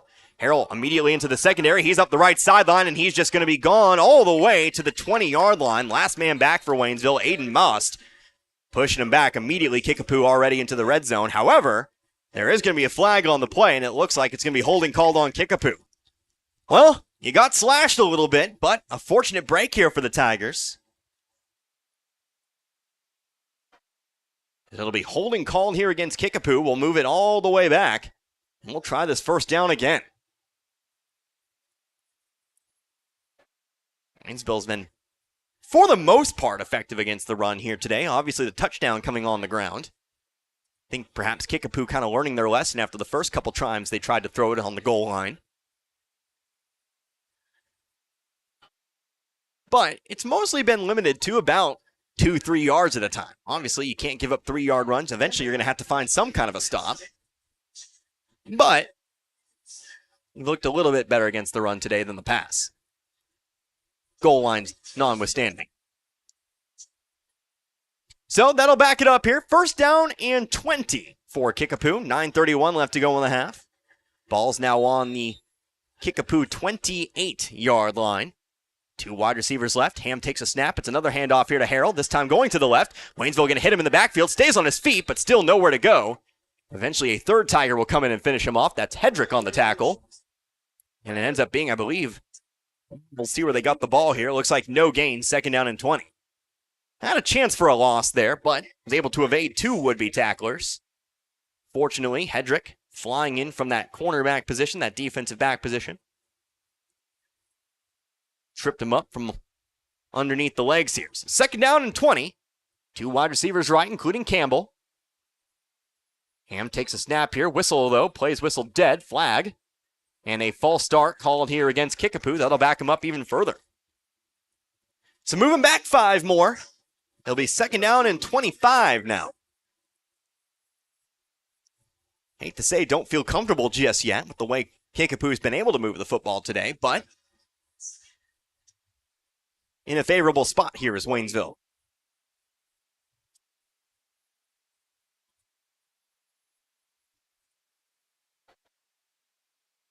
.846 left to go now in this first half.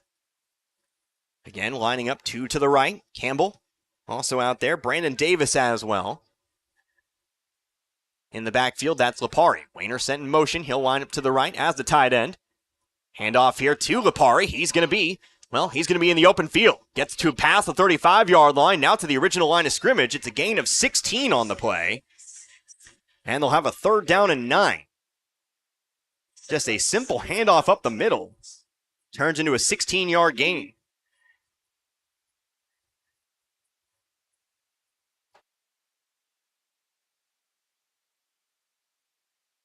So 16-yard gain, third down and 9. Ball's on the Kickapoo 39-yard line. Shotgun formation, 2 wide receivers right. Campbell, lone wide receiver right. Ham looking toward his left, now rolling out to the right. Might try to do it with his legs. Going to cut back toward his left here. He's still on his feet. Jukes past the 45, still on his feet as he gets around 3 Tiger tacklers. And he'll be to around the line of scrimmage. They had him on the sideline. Jukes back toward his left. Somehow 3 would-be tacklers just miss him straight up. No other words to describe it there, and somehow finds himself 9 yards. Got to give props here to Ham. Not really a run-first quarterback. Kind of made Waynesville look a little foolish there. Gain of 9, exactly what they needed for the first down. They convert the second and 25. And it's first down and 10 here on the Kickapoo 49. 2 to the right. Again, that's where Campbell's lined up. Ham looking to pass, going to the left, trying to go deep. Jump ball, knocked out of bounds, knocked down complete. Excuse me. Dalen Registe on the good coverage that time. Actually, excuse me, that was not Registe. Excuse me, that was rather Amon Fowler on the coverage. Stayed with him every step of the way. I had a fear he was going to get beat deep, but Fowler using a little bit of that extra speed to catch up to the football. And again, knocked out one incomplete. So second down and 10. Kickapoo going for the home run pass on that play. It's second down and 10. 2 to the right this time, 2 to the left, excuse me. Here's a handoff to Harrell. Moving toward the sideline, now cuts it up. It taken down here for a gain of about 2. Hedrick. Looks like he might have been the first one to the football that time. It's third down and 8. Tell you what, Hedrick's had himself a very good game here today. A couple interceptions, obviously, the highlight. But he's getting in there. He's kind of making some stops in the run game as well. Very impressive player. Of course, we knew that from last season, but the senior defensive back making plays. 6:38 left to go in this first half. Now with a whistle and a timeout. Timeout's going to be taken here by Kickapoo. So the Chiefs take their first timeout here today. Let's take a timeout too. Again, 6:35 left to go in this first half. 7-0 in favor of Kickapoo. Back in 60, you're listening to Tiger Football, Z102.3. Hi, this is Brad Shelton at the Marys County Bank. Every day, the Marys County Bank touches every corner of your life and supports you as you turn your life's goals into accomplishments. Whether it's purchasing your first car, opening a small business, buying a home, planning a wedding, or preparing for retirement. From your first car to a new life after retirement, the Marys County Bank is there for all your life's milestones with our full line of products. Stop by one of our 10 locations and see how the Marys County Bank can support your dreams. Member FDIC, Equal Housing Lender. After I drop the kids off, I have to run across town for a meeting, hit the gym during lunch. Jake has soccer tonight, and Emily has gymnastics? Oh, did I turn on the crock pot this morning? With a never-ending to-do list, it's easy to forget something important, like setting up a life insurance plan with Shelter Insurance. Your local Shelter agent can show you how to create a safety net for your family. Shelter Life Insurance Company, Columbia, Missouri. For auto, home, life, farm, or business insurance, see me, John Gregory, your Shelter Insurance agent in Crocker. Or stop by and see me, Dave Howlett, your Shelter Insurance agent in Richland. Well, nobody knows what a minute is anymore, and, well, we missed a big play. But I'll tell you what happened. A quarterback sack. Defensive line in spades getting to Ham on that third down play. And it's going to be 4th down and long, effectively killing the Kickapoo drive here.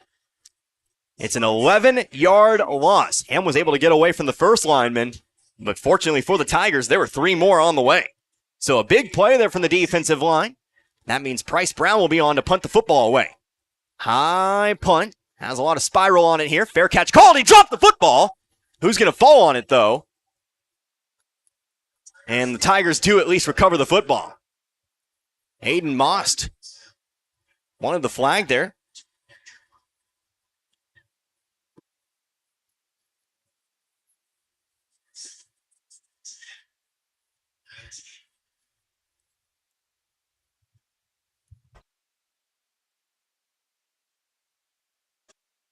And now we'll have an official timeout here for a water break. So, another timeout here, 5:51. The Waynesville offense, they'll start another drive, this time at their own 19-yard line. Back in 60 seconds, you're listening to Tiger Football, Z102.3.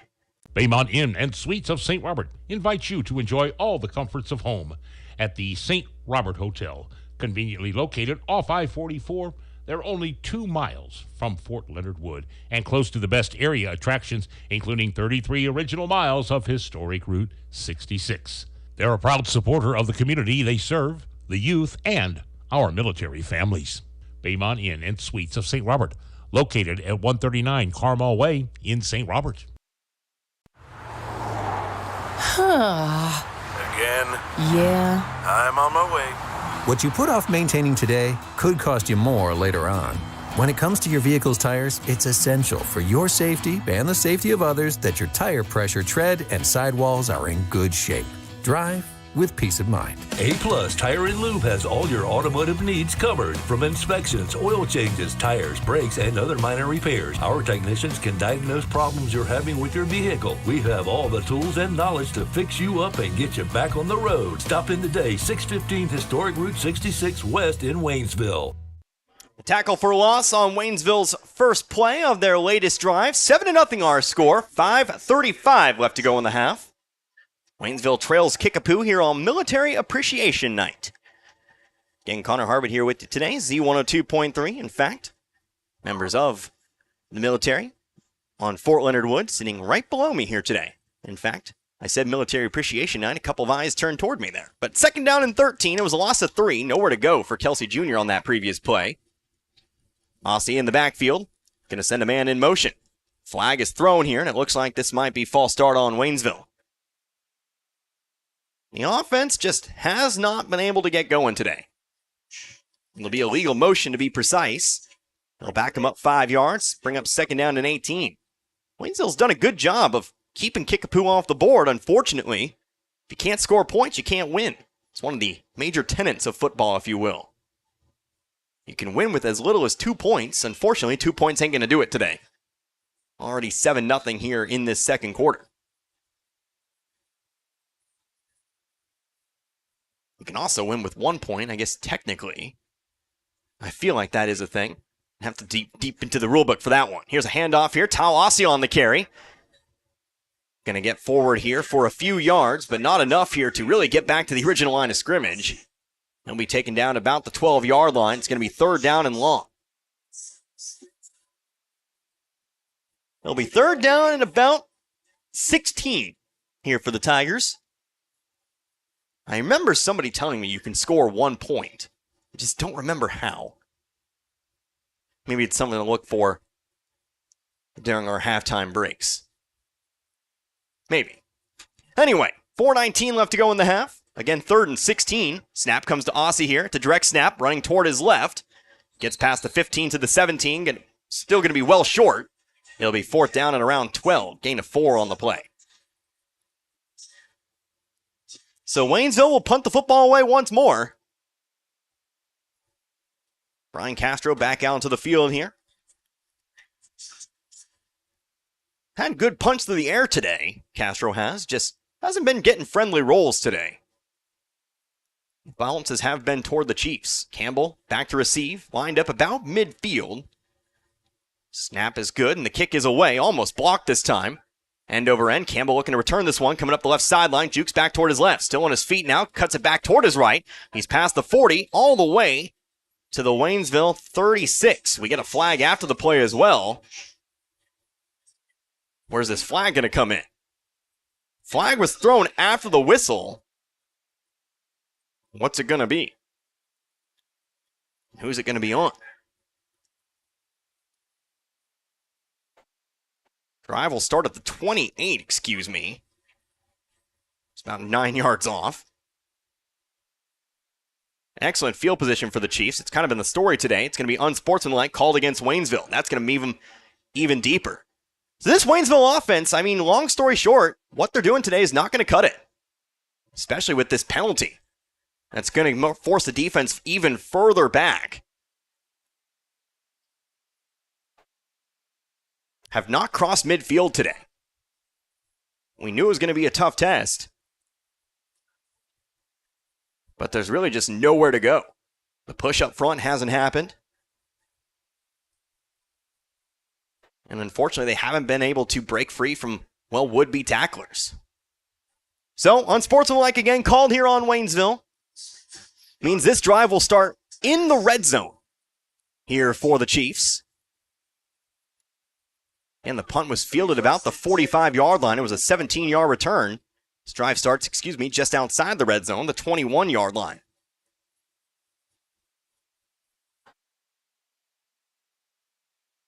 So 3:29 left to go in the half. Kickapoo, amazing field position. Last time out, forced to punt, but already in 4-down territory. Now we'll have a break in the action here. Coach Barkley coming off the sideline to talk things over with our officials. Not quite sure what the conversation could be about, but it's a conversation that's being had. Make sure to stick around for halftime. Obviously, your scoring summary. We'll talk about some keys to the game, keys to the second half. We'll also look at some other area scores as well. Obviously, some big games being played around the state tonight, including in the Ozark Conference. Here we go. 1st down and 10, ball in the 21. Man sent in motion, but a flag. Chris Scott backing up here. Might have an offsides. Might have somebody jump. Yep, it's going to be offsides call here against Waynesville, and so this drive will, in the end, start within the red zone. I was right. I just didn't know it yet. I hate to be prophetic sometimes, but that's just the way it is. 1st down and 5, this drive will start. Ball now on the 16-yard line. Pistol formation. 2 wide receivers left. Ham takes a snap, handoff to Harrell. He's got lots of room to run here. Into the second line. He's to the 5. Hit from behind. Falls forward. He's going to be just short of the end zone, looks like. Or where did they say the knee fell down? The 2-yard line. Flag, though, was on the play. Flag. Holding. Going to be called here against Kickapoo, and so that'll back him up.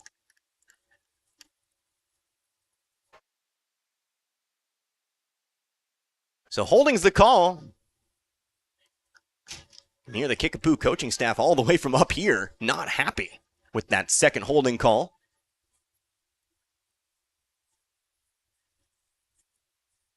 But it is going to negate the long run here. There'll actually be a penalty from the spot.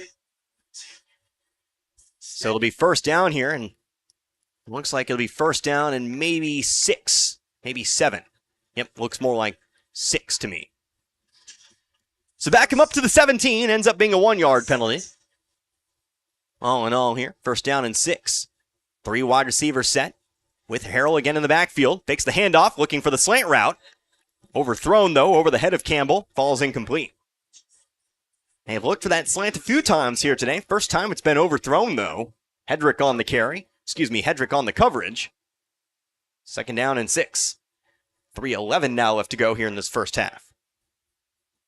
Waynesville trying to keep it a one-score game.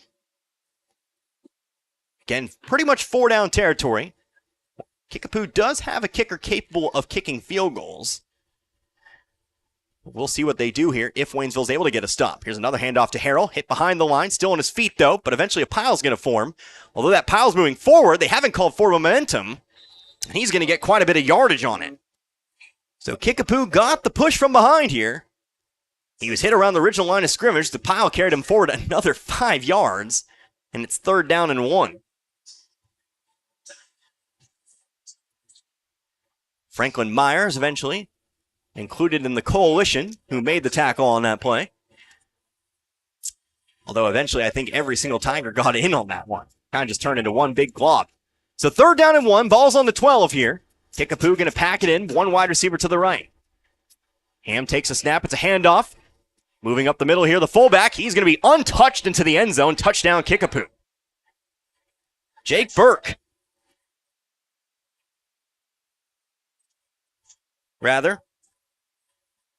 Morgan Nichols on the carry. Again, the fullback untouched, and it's a 13-0 ball game. So a 12-yard touchdown run. This becomes a 2-score game.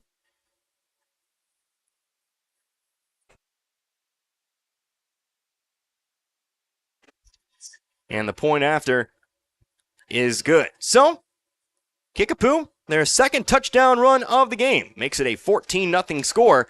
Waynesville's offense, we'll see if they can get it going here on their next drive. They got 2:20 left to go in this first half. Back in 60 seconds, you're listening to Tiger Football here on Z102.3.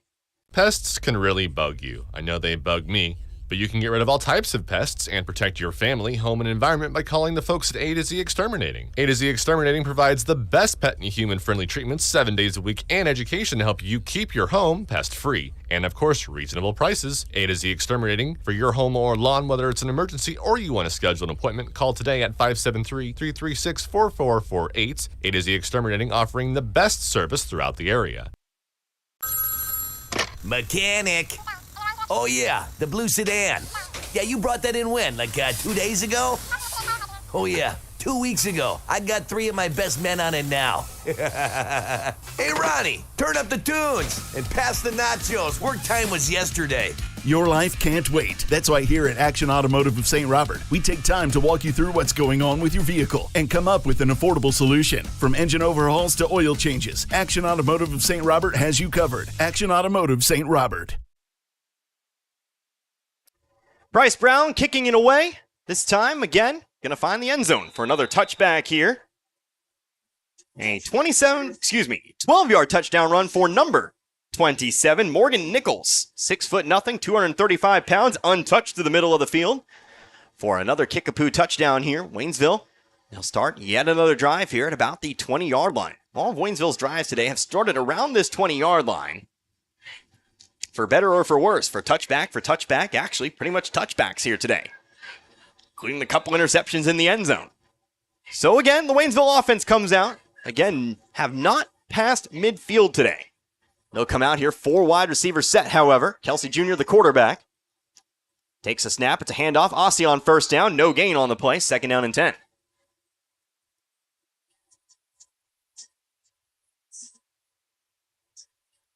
So again, quarterback by commission here. That time, Kelsey Jr. lining up in the pistol. Remember, in the past, when Waynesville has lined up with this 2 running back set, or when you've lined up Kelsey Jr. and Ossie in the backfield, it's been the same formation that Waynesville typically runs. A wing back, sometimes sending that man in motion, kind of the option plays. That time opting for the pistol with Kelsey Jr. there. He'll remain the quarterback, this time going back to that formation. Josh Way sent in motion, fakes the handoff, but a flag on the play. This one's going to be whistled dead here. Might be false start called against Waynesville. Yep, that'll be the call. That'll back him up 5 yards here. 2nd down and 15.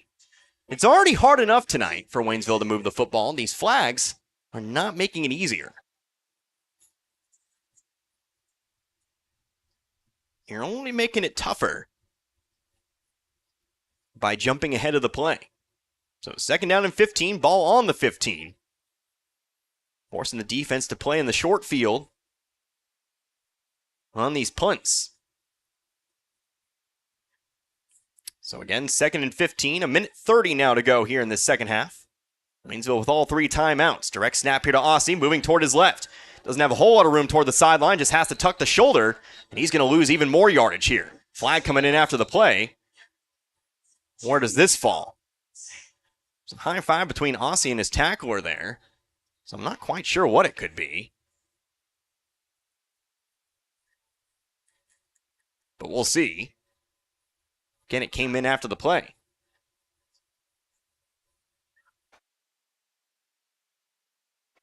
It was a loss of 4,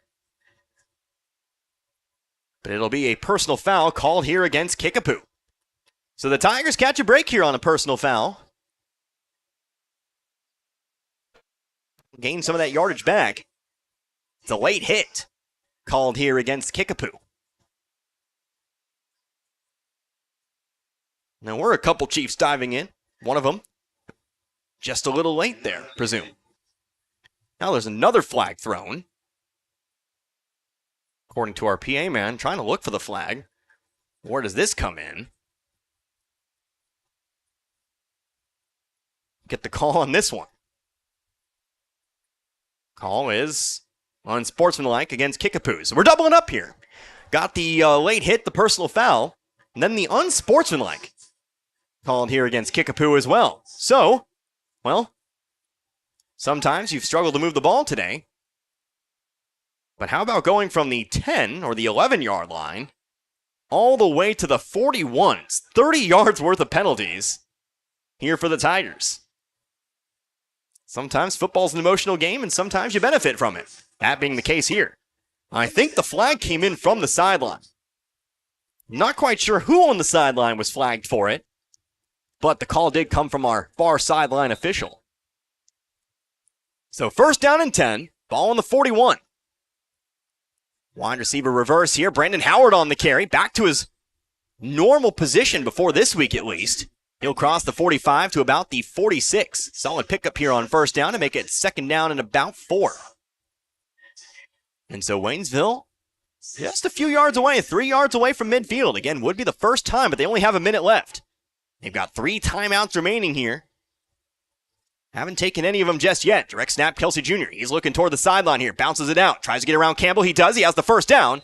He's officially into Kickapoo territory. Ball's going to be on the 47-yard line. From the 47 to the 47. It's gain of 6 on the play, and that's going to lead to a timeout. A timeout taken here by Waynesville. We'll keep it right here through the timeout. Make sure we don't miss any of the action here. Again, as I remind you, make sure you stick around at halftime. Close the window. We'll let the marching band do their thing. Of course, Waynesville, very good marching band. I can hear them every Friday, at least when they have a home game from all the way over at my apartment. Nice way to wake up. We'll go over the scoring summary for this one. We'll go over some highlights, some key plays, some keys to the second half. And we'll get you all set up by looking around at the area scores. Again, Webb City taking on Joplin today. That game important for district reasons for Waynesville. And just important because that's a rivalry game. So the 7-yard carry means it's a 1st down here for Waynesville. And they're into Kickapoo territory for the first time today. 1st down and 10 on the 46. 45 seconds left to go. Waynesville, 2 timeouts remaining.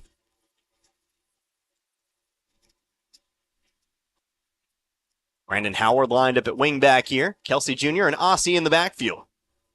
Fullback, Tyquez Jones. Jones sent in motion, moving toward his left.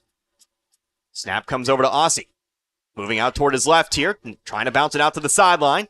Hovering around the line of scrimmage here. Might have done better to cut it up a little earlier. Instead, might be a short loss, if anything. Think maybe had a chance to cut it upfield instead.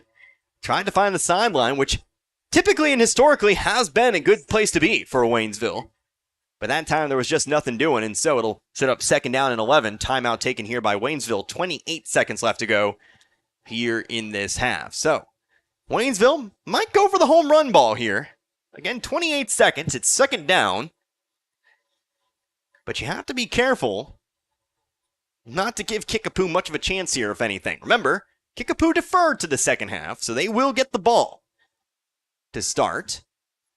You don't want to give them a chance to score right before the end of the quarter. That might be disastrous if you're Waynesville. You could trail by 3 scores instead of the 2. It's a manageable situation right now. It's going to need to make those halftime adjustments and come out a stronger football team. We'll come out of the timeout here again. 2nd down and 11 after the loss of 1 for Aussie.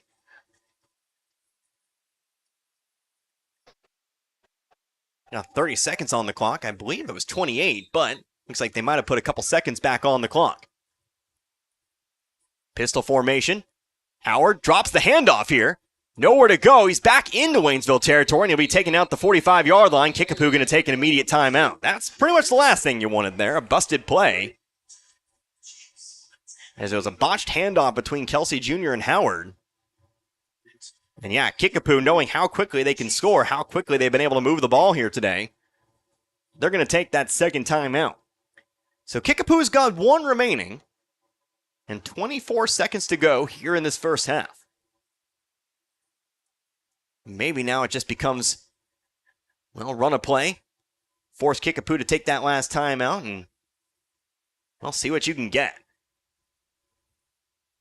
Obviously 3rd down here. 3rd down, and it's going to be 3rd down and 19. Ball on the Waynesville 46-yard line. Got to presume the Kickapoo timeout's coming after this play, but we'll see what Waynesville does. They're going to line up here, pistol formation with 2 to the right, 3 to the right. Jones, Josh Way, Scott, believe lined out to the right. Got 1 wide receiver to the left.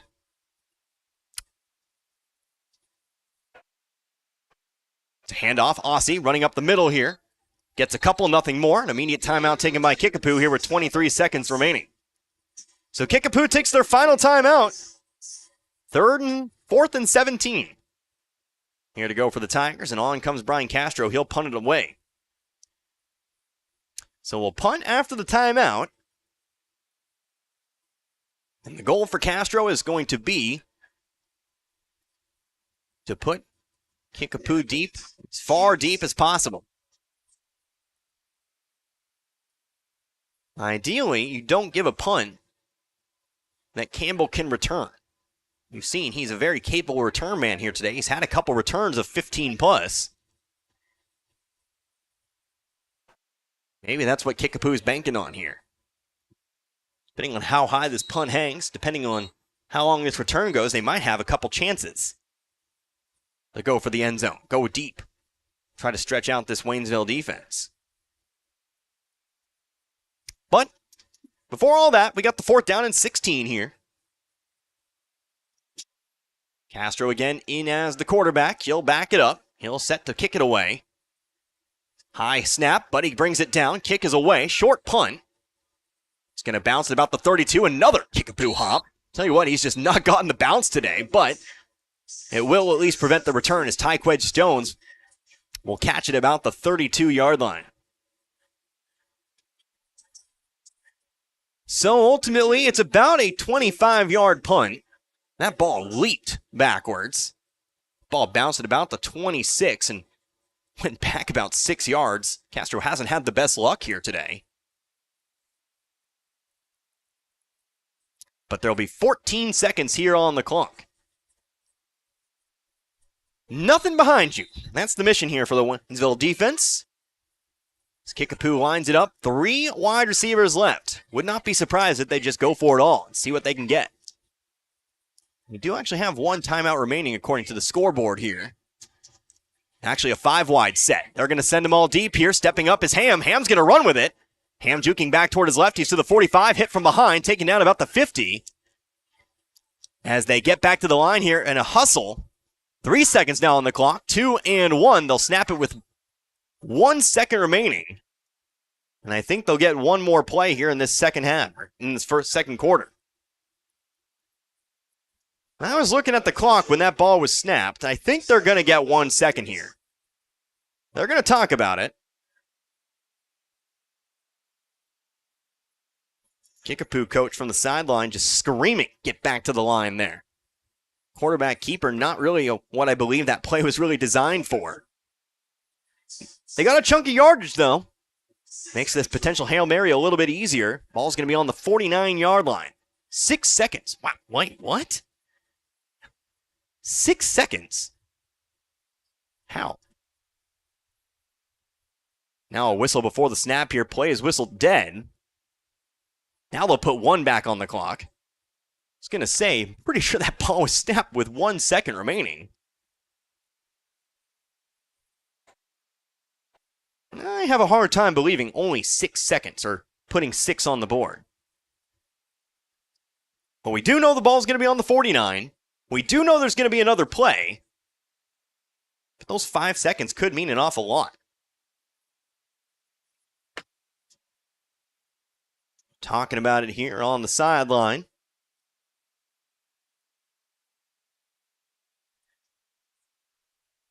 Still have 1 up on the scoreboard. And now we're going to spread it out here. 5 wide. Still reads 1. So I presume that's what it is. I presume they'll send him on back deep. Waynesville, prevent defense. Pretty much have 4 safeties back. And now a whistle. And another play whistled dead. I'll tell you what, boys. This has been the longest second in the history of football. We've had 2 plays whistled dead now.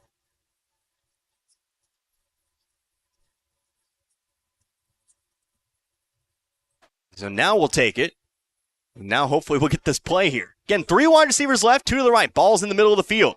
Ham dropping back here, under a little bit of pressure, rolling out toward his left. Still looking to throw, going to go for his man in the middle, but it's overthrown. And that's going to be how we end the first half. A 14-0 Kickapoo lead. So the defense finds a couple interceptions, takes away a couple would-be touchdowns, unfortunately, offensively. Waynesville's going to have to search for some answers here as we head on into the break. Again, Kickapoo 14, Waynesville nothing. So we'll take a couple minutes here for a break. We'll come back. We'll throw up 20 on the board. Go through our halftime activities here today. The marching band, the dance team, and a whole lot more. But as far as we're concerned, scoring summary when we come back, you're listening to Tiger Football right here on Z102.3. For over 50 years, Post Pawn in St. Robert has been offering the best prices in the area on firearms, ammunition, and shooting and reloading supplies.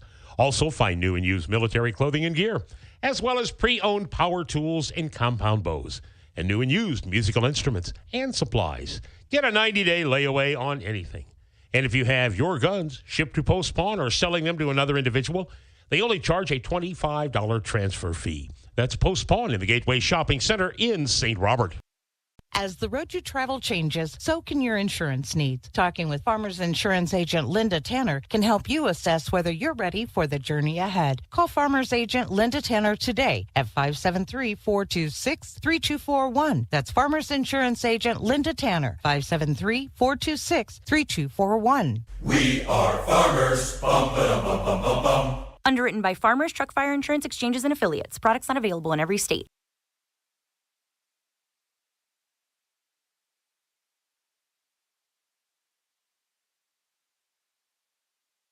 You didn't think it would get this far. It was an innocent mistake. Your attorney will fix things eventually, but right now you got a bigger problem. You need $5,000 to get out of jail, and you don't have a clue how to get it. Angie Hale Bail Bonds. Compassionate, professional, and serving you 24/7. When legal trouble strikes, call 573-855-4733. That's 573-855-4733. Angie Hale Bail Bonds. Historic Route 66, Waynesville. Tonight's game is not only a competitive contest between these two schools, but it's also an educational experience for the students involved. Because high school activities are about learning life values, your friends at this local radio station and the Missouri State High School Activities Association remind everyone to do their part in keeping our hometown sports a positive experience for everyone. When you attend your next game, do your part to help rekindle the spirit of citizenship by showing good sportsmanship. You'll be teaching a positive lesson, and you'll be preserving a proud tradition in the state of Missouri. You go to great lengths to keep your carpet clean. Kids, get out of the living room. You spend your days scolding loved ones. Honey, take your shoes off. Trying to create an invisible shield to keep all the dirt and stains out. Welcome to our home. And just please stay on the plastic, okay? With Baker's Carpet Cleaning and Install of St. Robert, there's no need for the constant worry. Call us today. Baker's Carpet Cleaning and Install, bonded and insured. 573-528-7442. Seeger Toyota of St. Robert is the place to go to find just the right pre-owned car, truck, van, or SUV. We have over 22 different makes in stock and over 200 units available, with over 70 being Toyotas. So if you've not been able to find what you want or need, it could be we have it right here and ready for you. And if you just want to sell one of your vehicles, for whatever reason, we buy cars every day and with less hassle than those online companies. Plus, we deliver on our promises and have been for over 50 years. That's Seeger Toyota of St. Robert, next to Walmart and at SeegerToyota.net. As the years go by, everything gets older. Even the new seeds just planted. Getting older means getting wiser. And in the banking business, that means keeping up with the times. For 112 years, the Bank of Crocker has met the needs of the Fort Wood area and exceeded those needs with the most modern banking services available. With Android and Apple mobile banking apps and at bankofcrocker.com, online banking is a click away no matter where you are. Personal hometown service, however, has not changed. That's one thing that's stayed the same as the Bank of Crocker turns 112. The Bank of Crocker, with 4 locations in Crocker, Richland, Waynesville, and St. Robert. Member FDIC and an equal housing lender. Life giver. Nurturer. Hero. Best friend. They were our happy place, our inspiration. They were who helped create the fabric of our own existence. And now they're gone, but not ever forgotten. At Memorial Chapels and Crematory, respecting your wishes, serving your family, and keeping your memories safe is what matters most to us. Are you tired of all the games that other furniture stores play? At Paul's Furniture, we've got the biggest name brands at the guaranteed lowest prices. You come in, you're going to see that price on it. The next time you come in, it's going to be the exact same price because we always have the best deals, the best prices, and the biggest name brands with free delivery. We're going to do whatever it takes to earn your business at Paul's Furniture. That's what's made us the #1 furniture store in Pulaski and Phelps County for the last 30 years. Or if you're tired of the games that others play, come see us at Paul's Furniture. We all have our faves. I love baseball. I love football. But there's one thing we all love. Pizza! If you need to satisfy that competitive appetite, we got your slice right here. Domino's Pizza in St. Robert during and after the game. Try the perfect combo deal. Pizza, side, and a drink for $19.99. Call in for our carry-out special. 1 topping pizza for $7.99. Domino's Mix and Match is only $6.99. Check it out online at Domino's.com or call your order in at 573-336-3400. Domino's Pizza, 213 St. Robert Boulevard. Back here once more at Tiger Stadium here in Waynesville. We are at halftime of this Friday's contest. Waynesville trailing Kickapoo 14-0. A 2-score game into the break. Connor Harbert here with you today, Z102.3. Let's take a look at your scoring summary here for this one. Unfortunately, Waynesville, nothing on the board just yet. In fact, only made one trip into Kickapoo territory in this first half, and even then got pushed back into their own territory. But 2 touchdowns for Kickapoo in this half. In the second quarter, actually, all the scoring in the second quarter here today. It was a 5-yard touchdown run for Nick Lipari that broke the scoreless tie. Again, Waynesville finding 2 turnovers in the end zone prior to that point, but a 5-yard touchdown run for Nick Lipari with 11:44 to go in the second made it 7-0. About 9 minutes later, 2:20 on the clock, another touchdown run, this time for Morgan Nichols. Pretty much 1 carry on the day, the 6'0", 235-pound running back, untouched right to the middle of the Waynesville defense for a 12-yard touchdown run. Obviously, that's where we'd end the half. a couple trips or a couple deep throws didn't turn out for Kickapoo. It's a 14-0 score here at the break. So again, the Waynesville High School Marching Band currently out on the field. Let's take another timeout. Again, not much to say about your scoring summary here in this one. When we come back, we'll talk about some players that have been key for Waynesville here today and maybe some keys to the second half. How Waynesville can really approach, I think, the second half. This is still a ball game. You're still within striking distance. You're going to need a couple scores here at this point. You're definitely going to need the offense to turn it on a little bit, but you're still in a manageable situation for sure. Let's come back in a couple more minutes. You're listening to Tiger Football, Z102.3. Autumn means falling leaves and falling prices at your Napa parts store, St. Robert Auto Supply. Save up to 50% on Pennzoil Full Synthetic and Full Synthetic High Mileage Motor Oil. Plus, earn a $20 gift card when you buy 10 quarts or 2 5-quart bottles. Save $16 on a pair of Trico silicone ceramic wiper blades. Similar savings on other wiper blades from Napa and Rain-X. Save 33% on selected small engine products like Prime Line 2-cycle oil. Get the good stuff 7 days a week at your Napa parts store, St. Robert Auto Supply off Missouri Avenue. Move it, buddy. Let's go, man. The light's green, man. The gas pedal's the one on the right. Need a quick tow? On-Site Towing and Recovery provides 24-hour local towing and accident recovery services. On-Site Towing and Recovery, the only number you need to know. 573-337-4474, where you always get 5-star service. You have the right to choose when you're in an accident and your insurance company directs you to a particular body shop. This message is brought to you by Ed Wilson Auto Works. Put your trust in one of Pulaski County's longest standing independent repair professionals. That's Ed Wilson Auto Works in downtown Waynesville.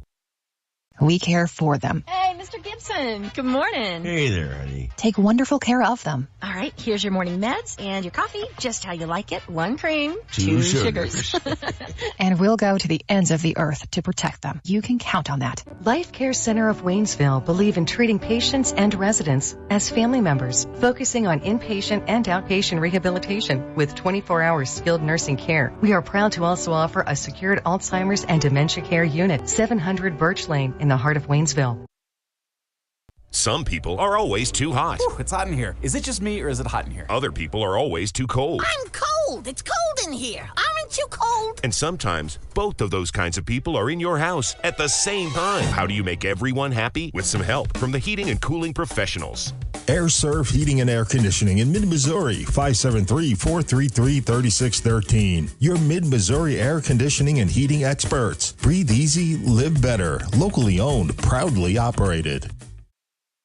You didn't think it would get this far. It was an innocent mistake. Your attorney will fix things eventually, but right now you got a bigger problem. You need $5,000 to get out of jail, and you don't have a clue how to get it. Angie Hale Bail Bonds. Compassionate, professional, and serving you 24/7. When legal trouble strikes, call 573-855-4733. That's 573-855-4733. Angie Hale Bail Bonds. Historic Route 66, Waynesville.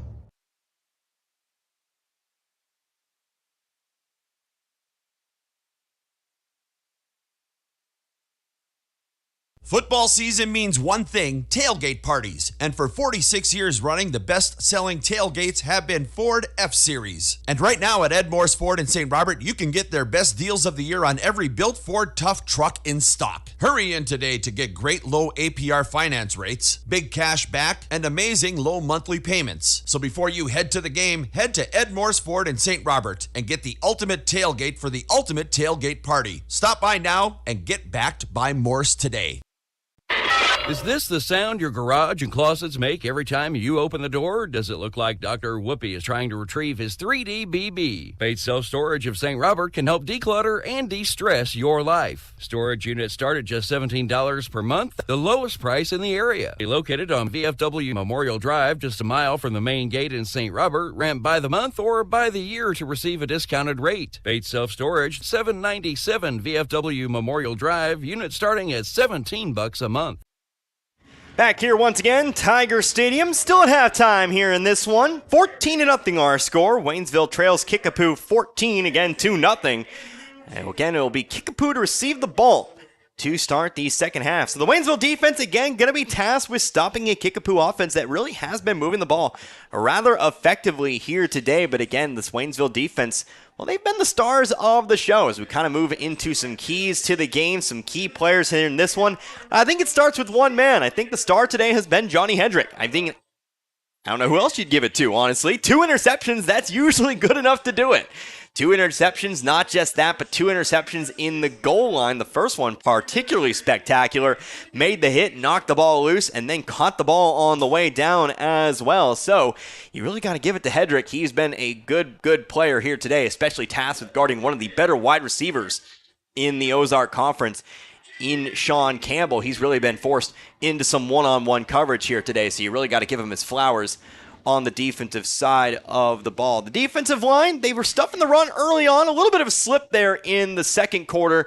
Again, giving up the 2 touchdown runs. But again, when you're kind of facing these short yard situations or these short drives that we've really kind of seen with the short punts, with the awkward bounces, with the big returns, you're being asked to do a lot here today. So hopefully things will be a little bit better here for the defense in this second half. Hopefully they'll get put into some favorable situations. They do have a quarterback sack on the day. They did force 1 fumble. Unfortunately, did not recover said fumble, but it's been a turnover kind of day here for the Tigers. Offensively, well, that's where most of your problems are, and I hate to say that because this has been an offense that has been able to move the football for the most part here this season. 28 against Camdenton last week. The week prior, obviously, was able to move the ball quite a bit against Parkview and even against Glendale. 30 points against Glendale, but it just hasn't been there here today, and we kind of knew that was maybe a possibility with Kickapoo and their very much vaunted defense. They've got size, they've got speed, they've got athleticism.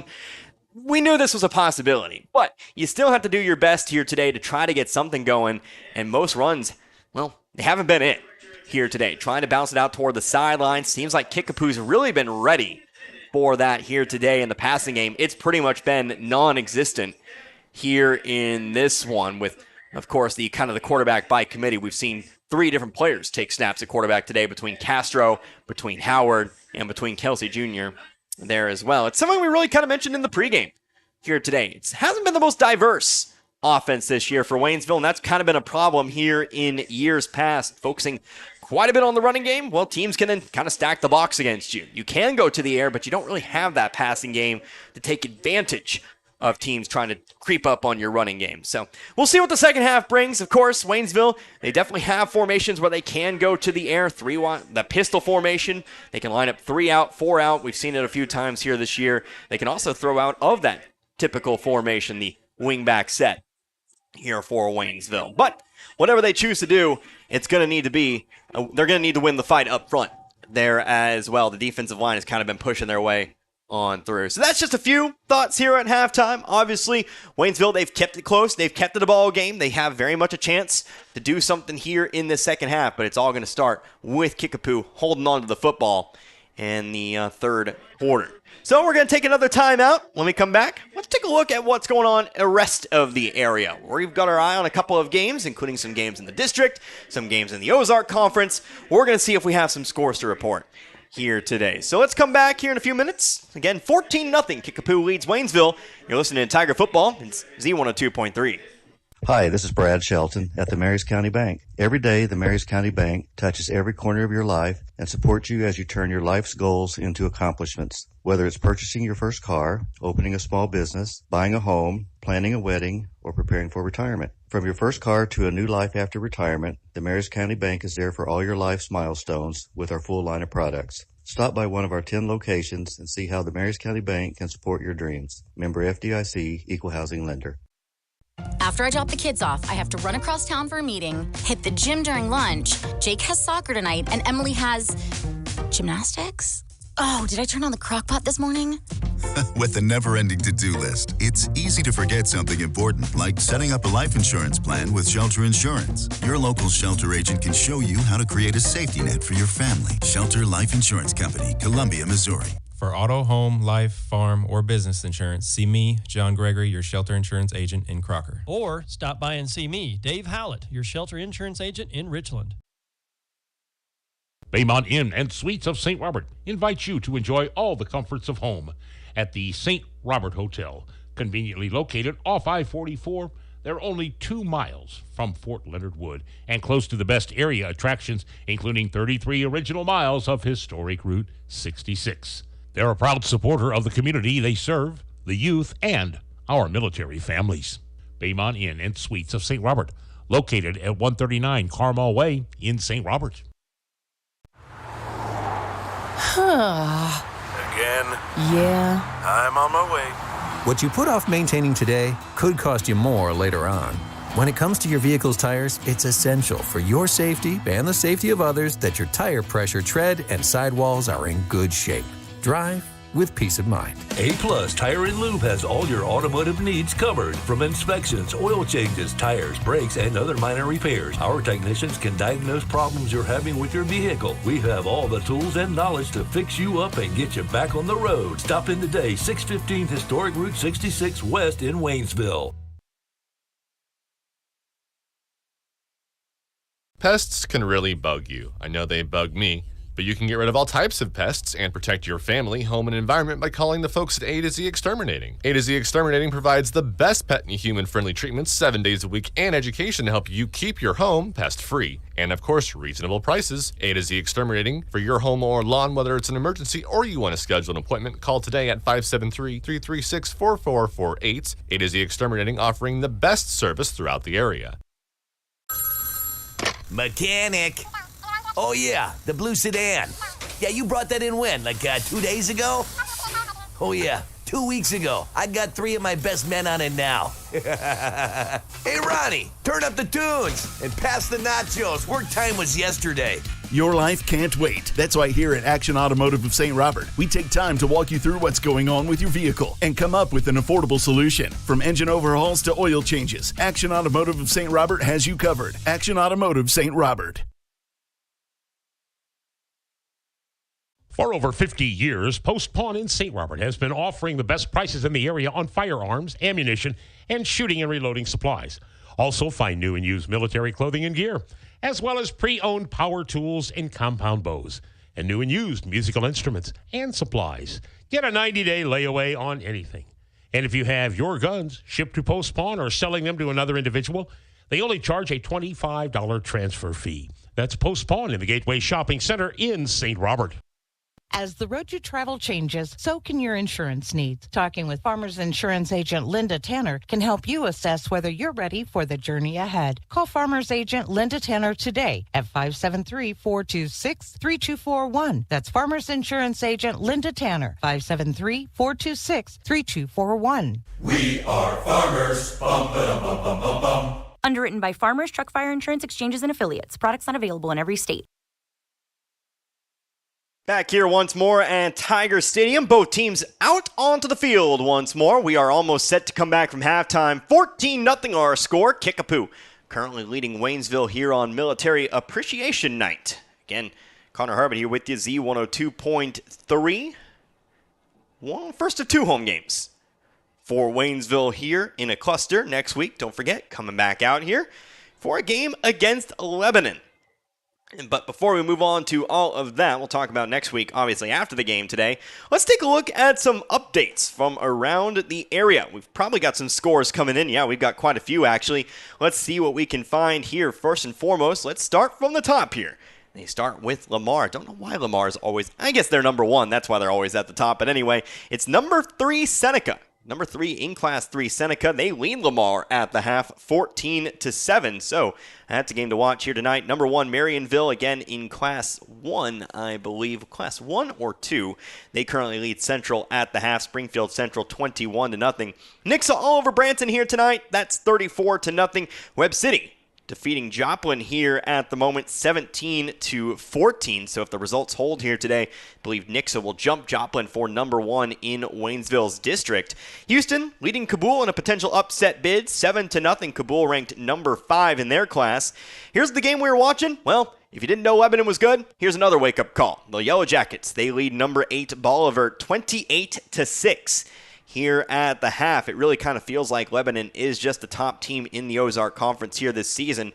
Not a whole lot of competition for Lebanon, at least through these first few weeks. Nevada, my alma mater, they're defeating McDonald County here today 21-7. Mount Vernon, they lead Rogersville 14-6. Republic, they lead Neosho up big 42-7. And then no score from Ava and Liberty. Those are all your state-ranked games here today. Other area games that might be of importance here today. Willard, they currently lead Ozark. That's still a first quarter score. Hasn't been updated, I presume, in quite a while, but Willard does lead Ozark 7-0. Monette, they lead Marshfield 13-7. Rolla at West Plains, no score just yet. Those Rolla games, they tend to come in rather late, so we'll have to kind of keep watching there. Camdenton leads Parkview 14-0 in the first quarter. Carthage over Carl Junction here at the moment, 27-21.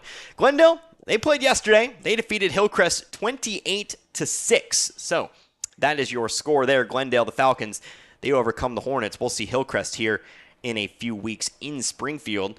Aurora, they lead Springfield Catholic 20-0. And then I think as far as other scores, I know Aurora and Catholic may not be the most important score, but as far as other scores, as we're set to come back out into the field, I think that's where we'll go ahead and stop here for now. The rest of the scores haven't necessarily come in just yet. So 90 seconds remaining to go in this halftime period. Let's take a 60-second timeout. When we come back, it's time for the second half. You're listening to Tigers football, trailing Kickapoo 14-0, Z102.3. You didn't think it would get this far. It was an innocent mistake. Your attorney will fix things eventually, but right now, you got a bigger problem. You need $5,000 to get out of jail, and you don't have a clue how to get it. Angie Hale Bail Bonds. Compassionate, professional, and serving you 24/7. When legal trouble strikes, call 573-855-4733. That's 573-855-4733. Angie Hale Bail Bonds. Historic Route 66, Waynesville. Tonight's game is not only a competitive contest between these two schools, but it's also an educational experience for the students involved. Because high school activities are about learning life values, your friends at this local radio station and the Missouri State High School Activities Association remind everyone to do their part in keeping our hometown sports a positive experience for everyone. When you attend your next game, do your part to help rekindle the spirit of citizenship by showing good sportsmanship. You'll be teaching a positive lesson, and you'll be preserving a proud tradition in the state of Missouri. Once again, back here at Tiger Stadium. 20 seconds left to go in the halftime period, so we'll get it going here. Waynesville set to kick it away. They'll kick it here to Kickapoo. As again, Kickapoo deferred to start the game. Before we get back to it, though, a couple of key names not dressed out here as we start the second half. On the offensive side of the football, Brian Castro. He's removed the shoulder pads. Not dressed out here, so it looks like Castro will not be returning to this football game. And on the defensive side, Mason Perez does not have pads on anymore down there. So that's a couple of big losses here. Castro, especially in the punting game. Of course, also can line up at the quarterback spot. And of course, Perez, a big name on defense. Tyrell Finn set to kick it away. Going to be a pop-up kick here. Ball's going to be fair caught at about the 26-yard line. Pretty solid kick here for Finn on the hooch kick. And so the Chiefs take over here, 1st and 10, 26-yard line. So Waynesville going to need a defensive stop here to keep this within a 2-score ball game. 2 turnovers, forced 1 punt from Kickapoo in the first half. Forced a fumble, but unfortunately did not recover said fumble. Of course, in the end, Waynesville got their turnover anyway. But here we go, 1st down and 10. It'll be 2 wide receivers left here for Kickapoo to start off the half. Man set in motion, going to the left. That's Wenner. It's a handoff here on 1st down. Noah Harrell carries a couple Tiger tacklers to the 30-yard line here. It's going to be a gain of about 3 on 1st down. Isaiah Hopper, Franklin Myers in on the tackle. It'll be 2nd down and 7. Getting 14-0 our score. 2-score ball game. 2 rushing touchdowns today for Kickapoo. It's been a very balanced attack today for the Chiefs. Having seen quite the amount of passes as we've seen in previous weeks. Kickapoo much more apt to go to the ground. 2nd down and 7. Here's another handoff. Harrell waiting a little bit behind his lineman. He'll be rewarded with another 3 yards here, and that sets up 3rd down and about 4. No need to burst there for Harrell. Just kind of waiting here to see what developed in front of him. Waynesville, though, holding firm, keeping him just 3 yards, and so they'll force the 3rd down here. It's 3rd down and 4. Ball on the Kickapoo 33-yard line. Need to get to the 36-yard line to move the chains. 37-yard line, excuse me. Just 2 wide receivers left. Man set in motion. Pistol formation. Takes the handoff here under a lot of pressure. Going to float one up. Has Winner, but he overthrew it. And that'll lead to 4th down and 4 here. Had Winner open, but just over the hand, the outstretched hand of the tight end. And so we'll see what Kickapoo does here. It's 4th down and 4. They're going to bring a whole new unit onto the field. Looks like they're going to punt it away. So Kickapoo on to punt. Second time they'll have punted today. Back to receive here for the Tigers, Johnny Hedrick. Hayden Moss returned the first punt today. Muffed it.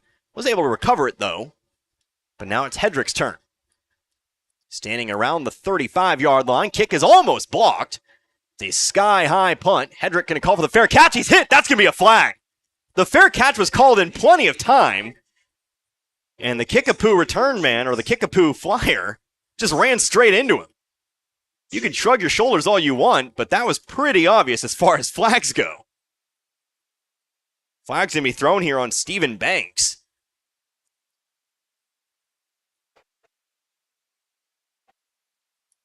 You usually have to wait for the ball to come down as well before you can make the hit. You're not just allowed to clothesline the return man.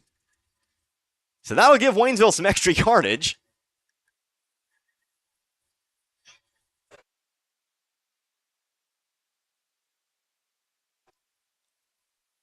They'll mark it off here.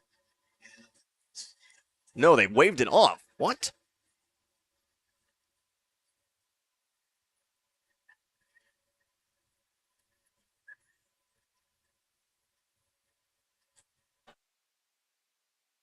Hold on. So, well, we're going to start here at the 35. When he called fair catch, he was hit before the ball came down. Don't really know what else you could really say other than maybe he was pushed into the return man. I guess that's going to be what they go with here, but Waynesville will still get solid field possession here. It's 1st down and 10 from the 35. That will be my headcanon here. It's got to be. Here's a handoff. Tawasi on 1st down. He's tackled from behind. Gain of 1 here, 2nd down and 9.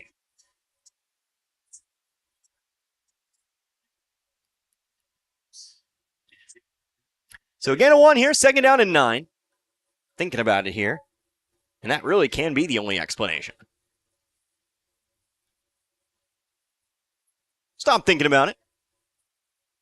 Maybe ask the question after the game. Know a couple guys here. 2nd down and 9. 10 minutes left to go in the 3rd.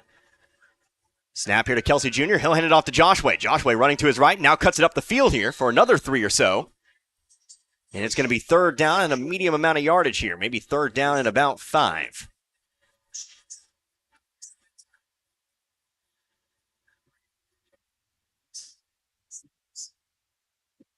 We'll call it 3rd down and 6 here.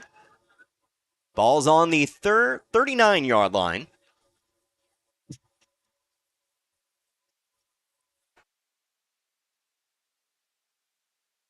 Snap comes in. Kelsey Jr. on the direct snap. Gets forward for a couple more here, but it's going to be 4th down. Looks like 4th down and about maybe 2. So a choice here for Waynesville. 4th down and 2. Remember, Castro's out of the game there. That's typically your punter. So will Waynesville go for it here? It's ball on the 43-yard line. They need to get to the 45 to move the chains. And so they'll line it up here. Kelsey Jr. and Aussie in the backfield. Joshua, he's your wing back to the left. Snap comes here to Kelsey Jr. trying to follow through to the left side. He's got the 1st down. He's going to get to about midfield. So Waynesville risks it a little bit here. Going for it on 4th and 2. He'll get to the 49-yard line. Gain of 6 on the play, and that will move the chains. So the gamble pays off. The drive continues.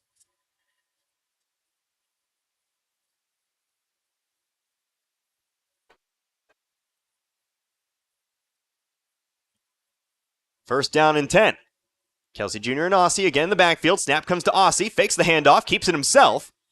Gets through into cross midfield to about the 46-yard line he'll go. It's a gain of 5 on the play. 2nd down and 5. So Waynesville moving a few yards at a time here. Again, looking for that first score here today. Second trip across midfield. Last time didn't work out for him. We'll see how this trip goes. Again, same formation. Josh Way lined up, wing back to the right. Snap comes this time to Kelsey Jr. Going to try to cut it upfield here. Maybe finds a yard. We're going to have another third down coming. This time it's going to be 3rd down and 4. Waynesville making a point here, at least on these first few plays, to cut upfield. Take what you can get. That's certainly a development I personally like. Felt like Waynesville was bouncing it to the outside or trying to get to the outside way too often, turning what would have been 3-4 yards maybe into no gain. And I respect the need and want to get up the sideline, but sometimes it's better to just take the medium gain. So here we go, 3rd down and 4. Snap comes here to Aussie. Aussie in some trouble in the backfield, evades one tackler, still dancing around midfield though. Finally has to just run forward and try to get what he can. He might have actually gotten another yard, but it's going to lead to another 4th down. Was dancing around midfield. Was able to get away from 2 tacklers. Lucky to get a yard on the play here. It's going to be 4th down and 3. Guess I shouldn't say lucky. He did a good job to get away from those defenders. It's kind of the juking and the jiving we've become used to from Aussie. Tough man to bring down the backfield. Good to see him do it here. But it's 4th down and 3. Waynesville maybe looking to go for it again. Going to send Josh Way in motion. Here's a snap to Kelsey Jr. Pile forms, dives forward. It looks like he's going to be short. Ball comes out. They're going to say he was down, but it's still too short. It's going to be a turnover on downs here on Waynesville. Needed 3, got 2 it seems. And so Kickapoo will take over here. Ball on their own 42-yard line.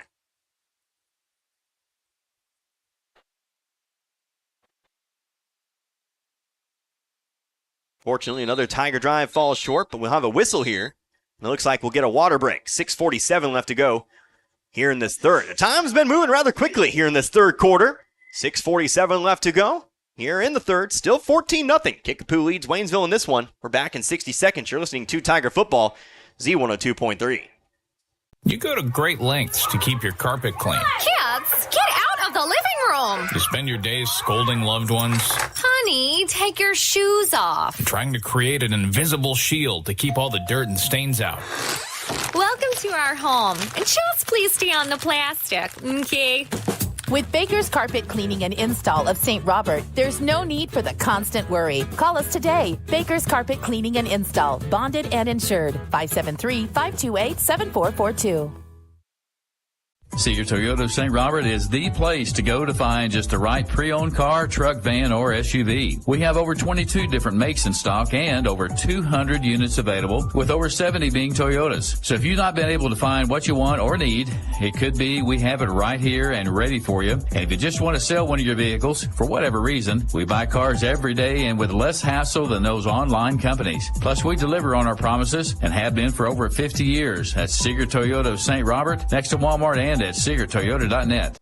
Turnover on downs means 1st down and 10 here for the Kickapoo Chiefs. 14-0 our score. Here's a handoff. Nick Lapari into the second line here. He'll find himself about 9 yards on 1st down.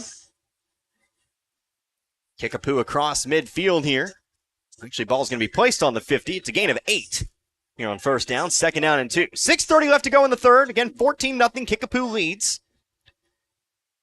Kickapoo a punt on their first drive in the second half. Waynesville turning it over on downs. Needed a 3-yard gain, only got 2. Here's a quick screen. Pass is dropped. And that'll set up 3rd down and 2. Intended receiver on the play there was Brandon Davis. Good ball from Ham. Davis, unfortunately, just couldn't haul it in. But it'll still be 3rd down and short here for Kickapoo. Waynesville. Chance here to force a second 4th down here in this half. They're going to line up 4 men up front, 4 linebackers, the rest in the backfield. Here's another handoff to Lapari. Again gets through. He's tripped up and falls at about the 45-yard line. And it's been Harrell for the most part here today, but Lapari not only has one of the touchdown runs, really he's starting to get a little more work. Here, a gain of 8, now a gain of 6. Just got him on the 45-yard line here, first down and 10. 2 wide receivers right, 1 to the left. And sent in motion, left to right, the tight end. Snaps it, hands it off to Lipari once more. He'll get across the 45 to about the 43. Second down and 8. Halfway through this third quarter, week 4 of the high school football season. Glad you could spend your evening with me right here on Z102.3. 2 wide receivers left this time. Trying to get Waynesville to jump. Waynesville holds firm, though. Ham looking back toward the sideline, now steps back up. Again, it's pistol formation here. Now we'll snap it with 15 on the play clock. Another handoff to Lipari. And again, it's another medium gain here. Going to set up third, and it looks to be about 4. Lipari, the workhorse on this drive. 4 straight handoffs to the running back. Now we'll step off to the sideline here as Noah Harrell steps back in. Coming off the sideline here for Waynesville, Brian Matthews will step out. So another third down here, 3rd and 4. Ham takes a snap, hand off to Harrell. Harrell hit by Myers, but the momentum's going to carry him forward. He's got the first down. So Kickapoo kind of just playing some smash mouth football. You have to take it outside. Just 1 screen pass. Fell incomplete. So I guess you can't say it was 4 straight handoffs to Lipari, but Kickapoo looking to speed up the tempo. Here's another handoff to Harrell, bouncing it to the right. He's got himself another big chunky yards. He's all the way to the 25 here. It's another 8, another 9. Still with the no-huddle offense here. Kickapoo taking advantage. Waynesville trying to get set. They do. Here's the snap. Another handoff to Harrell. Harrell pulled down from behind, but it looks like he's got enough for the first down. Only needed 1, and he got the 1 he needed. Actually, no, he's going to say he's short. So it's 3rd down here, 3rd down and 1. Actually ended up 1 yard short.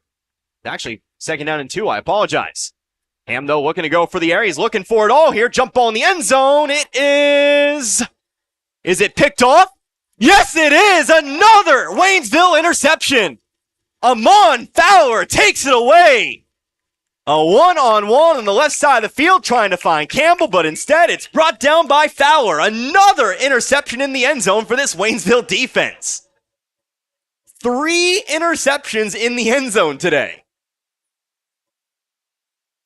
It's the first interception on the season for Fowler, and it gives the Waynesville offense the ball back at the 25-yard line, the 20-yard line. This secondary, we talked about him in the pregame, could not get beat deep here today. Well, they really haven't.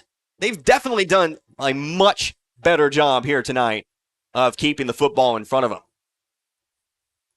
They've been rewarded with 3 interceptions. First down and 10 here. Kelsey Jr. on the run. Getting past the 20-yard line. Going to be a short gain here on first down. About 3. Second down and 7. 3:30 left to go in this third quarter. Great job today by the Waynesville defense. It's a Kickapoo offense that can score. Remember, 38 points against Camdenton. 63 against Hillcrest. Did struggle against Lebanon, but that's been a common theme this year for most teams. This Waynesville defense has done a great job. Here's a botch snap. That's going to get away from Howard. He's all the way back to the 5-yard line. Unfortunately, the offense has not had a game to remember here. That's going to be a large loss. That's going to be about a 20-yard loss. And that's going to set up third down and, well, a long way to go. See how much they put up on the board here. Need to get to the 30-yard line. They'll say he was down at about the 6-yard line. So it's going to be 3rd and 23, a loss of 16. That's what that officially will be called.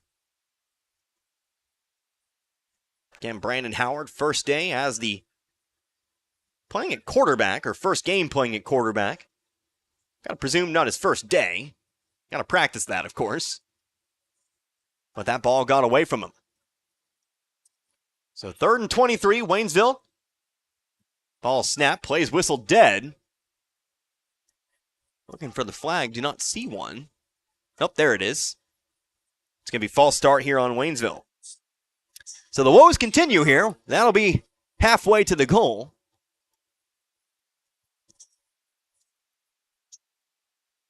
And that'll back them up to the 3 now. So 3rd down and 26.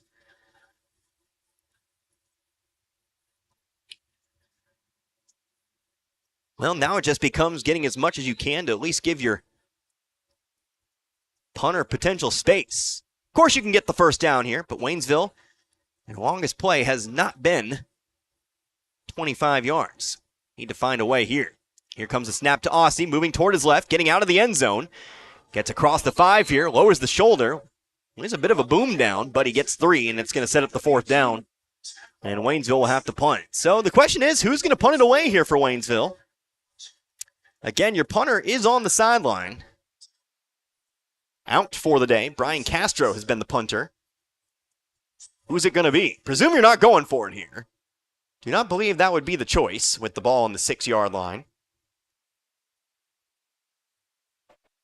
Kelsey Jr. and Aussie are in the backfield. Aussie will back it up here. Looks like it's going to be Aussie. Snap is high, but he brings it down. Kick is going to be might have been blocked. And that ball is only going to roll to about the 12-yard line. That's the danger of that formation. If the snap is high, if the snap isn't picture perfect, it's not a long way to go. It's a 6-yard punt. And Kickapoo's already knocking on the door here. They'll start from the 12.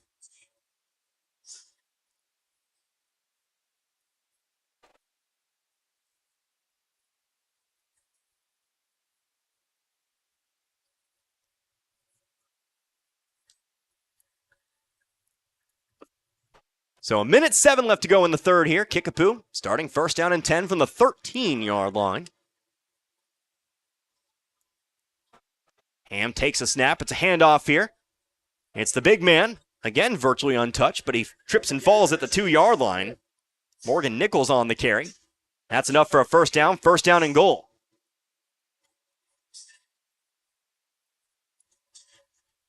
So first down and goal. Ham again hands it off here to Nichols. Nichols wrapped up from behind. He'll be just shy of the end zone here. He gets to the 1.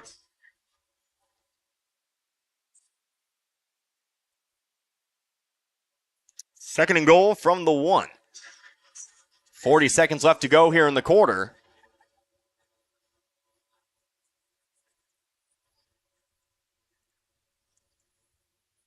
Ham takes a snap. Another handoff here to Nichols. Nichols falls forward, loses the football. Who picked it up? And they're going to say Kickapoo recovered it for a touchdown. So Kickapoo again. Well, Waynesville knocked it loose. Unfortunately, Kickapoo falls on it. And they score the touchdown coming off of the blocked punt. Gave them 12 yards to do it. And Kickapoo, they'll deliver. Coming just before the end here, did not see who recovered it. Nichols was handed the football, but whoever recovered it will be credited with the touchdown. Well, let's mark it down, recovered fumble for now. But again, 15 seconds left to go here in this 3rd quarter, 20-0 our score.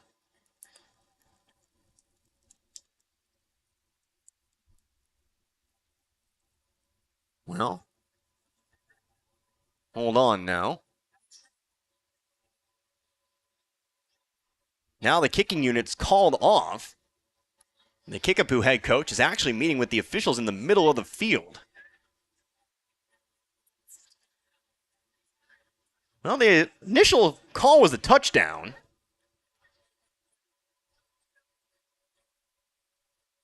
What are we going to get here?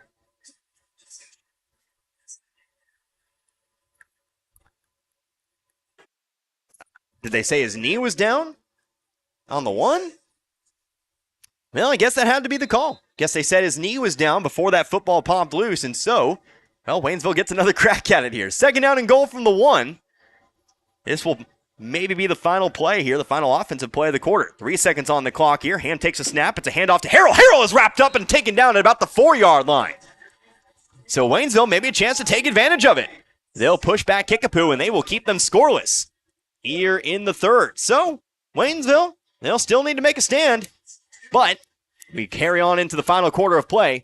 Kickapoo still leading 14-0. We'll swap sides. We'll come back to, again, a third down and goal for the 4. You're listening to Waynesville Football, Z102.3.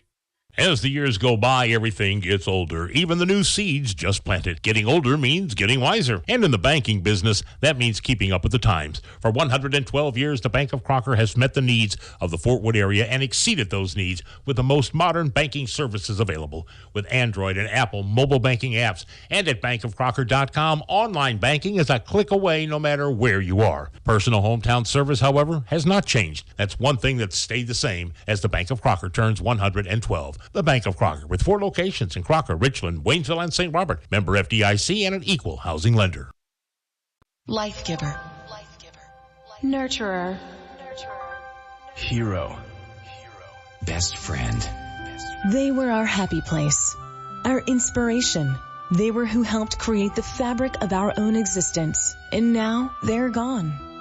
But not ever forgotten. At Memorial Chapels and Crematory, respecting your wishes, serving your family, and keeping your memories safe is what matters most to us. Well, we come back to third down and goal from the 3-yard line. Kickapoo leading by 14 over Waynesville here in this one.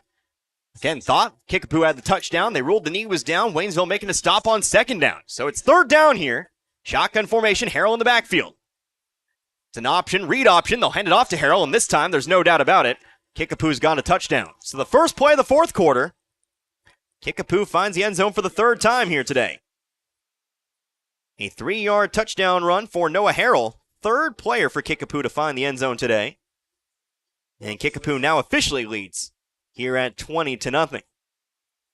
Connor Harbert here with you today, Z102.3. Wayner on to attempt the PAT. It's through the uprights and good. So, 11:53 remaining here in this one. And the Tigers trail by 3 scores. 21-0 our score. Kickoff when we come back in 60 seconds. You're listening to Tiger Football, Z102.3. Are you tired of all the games that other furniture stores play? At Paul's Furniture, we've got the biggest name brands at the guaranteed lowest prices. You come in, you're going to see that price on it. The next time you come in, it's going to be the exact same price because we always have the best deals, the best prices, and the biggest name brands with free delivery. We're going to do whatever it takes to earn your business at Paul's Furniture. That's what's made us the #1 furniture store in Pulaski and Phelps County for the last 30 years. Or if you're tired of the games that others play, come see us at Paul's Furniture. We all have our faves. I love baseball. I love football. But there's one thing we all love. Pizza! If you need to satisfy that competitive appetite, we got your slice right here. Domino's Pizza in St. Robert during and after the game. Try the perfect combo deal. Pizza, side, and a drink for $19.99. Call in for our carry-out special.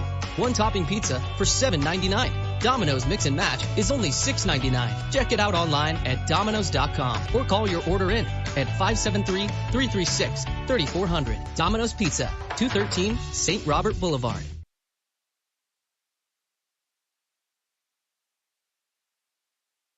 $21-0 our score, 11:53 remaining in this contest. Kickapoo, a 3-yard touchdown run. Noah Harrell as the kickoff is called dead. A flag here. I believe we might get offsides here on Kickapoo. So 3 different players in the end zone today for Kickapoo. As Kickapoo has really kind of shifted, understandably so, to a run-first approach today. Of course, didn't have to go too far on their latest drive after the blocked punt. 12-yard touchdown drive. Waynesville got it to the third down and goal, but unfortunately just couldn't keep Harrell from scoring on the read option. So it is going to be false start here. Offsides called against Kickapoo. We'll back it up here, and we'll see if Price Brown can still find himself a touchback. He's got a touchback on all of his kickoffs here today. 4 of them, in fact. 3 of them, in fact, sorry. Trying to go for a 4th. But now has to do it from 5 yards further. Back to receive. Hedrick.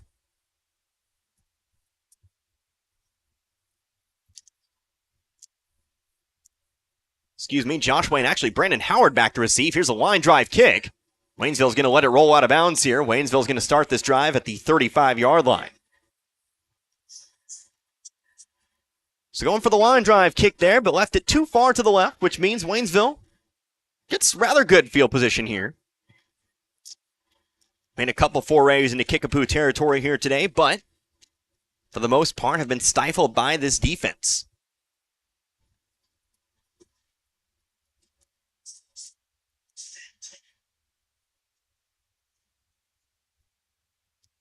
So 1st and 10 here. Looks like it is going to be Kelsey Jr.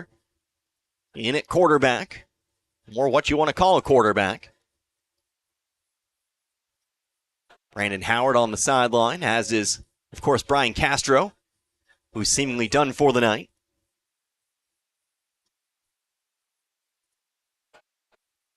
Josh Way, the wing back. Snap to Kelsey Jr. He'll hand it off to Aussie. Aussie taking his time getting across the line of scrimmage, eventually falls forward for about 3 yards or so. 2nd down and 7. Kelsey Jr. will now come off here. Brandon Howard back in the ballgame. So Howard will take over now. Pretty much the constant today has been Tao Aussie in that backfield. Again, always the volume back here for this offense. 2nd down and 7. Howard going to keep it himself this time. Has some room. He's going to get past the 40 to about the 44 or so, and it's going to set up 3rd down and short. In that time, the Waynesville offensive line creating a gap. Howard attacking the hole, and he's rewarded with 6 yards here. Now Kelsey Jr. back in for this 3rd down and short. A minute's gone by here in this 4th. And Waynesville's going to have to pick up the tempo a little bit here if they want to score. Can't afford to make this drive too long, trailing by 3. Trailing by 21, I should say. 3 scores. Snap here to Kelsey Jr. on 3rd down. Needs 1. He's got it. He's got himself about 3 yards here. 2nd down. Well, excuse me. Yep. I guess they called the previous play 1st down. Apologies. 2nd down and 7. Tell you what, they've really punked me here tonight on several calls. The flag that was waved off, the would-be touchdown that was waved off, and now a 1st down that was apparently called after the fact. Here's Joshua on the carry now, 2nd down and 7. He'll cut up field. He'll be roped down here. We got a flag. Might have a face mask coming up here. Was a gain of 2 to midfield, Waynesville goes, but we'll see where the flag is.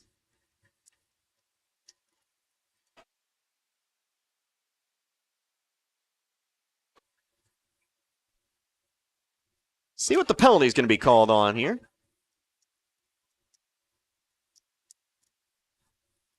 No indication just yet. Might have missed it here. They're marking off 5 yards here, so might be an incidental face mask. Yep, that's what the call will be. So an incidental face mask means it becomes 2nd down and 1. Or at least, well, nope, it's going to be enough for a 1st down.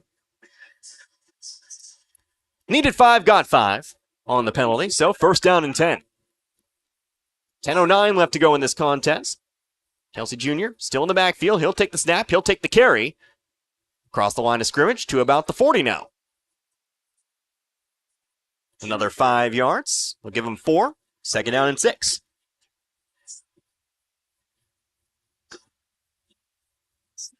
Waynesville really alternating between the two here at the moment. Kelsey Jr. and Howard. Howard back in as he'll run the play call in from the sideline. See, some teams do that with the wide receiver. They'll run in the play call from the wide receiver spot. Not a whole lot of teams alternate quarterbacks every other play.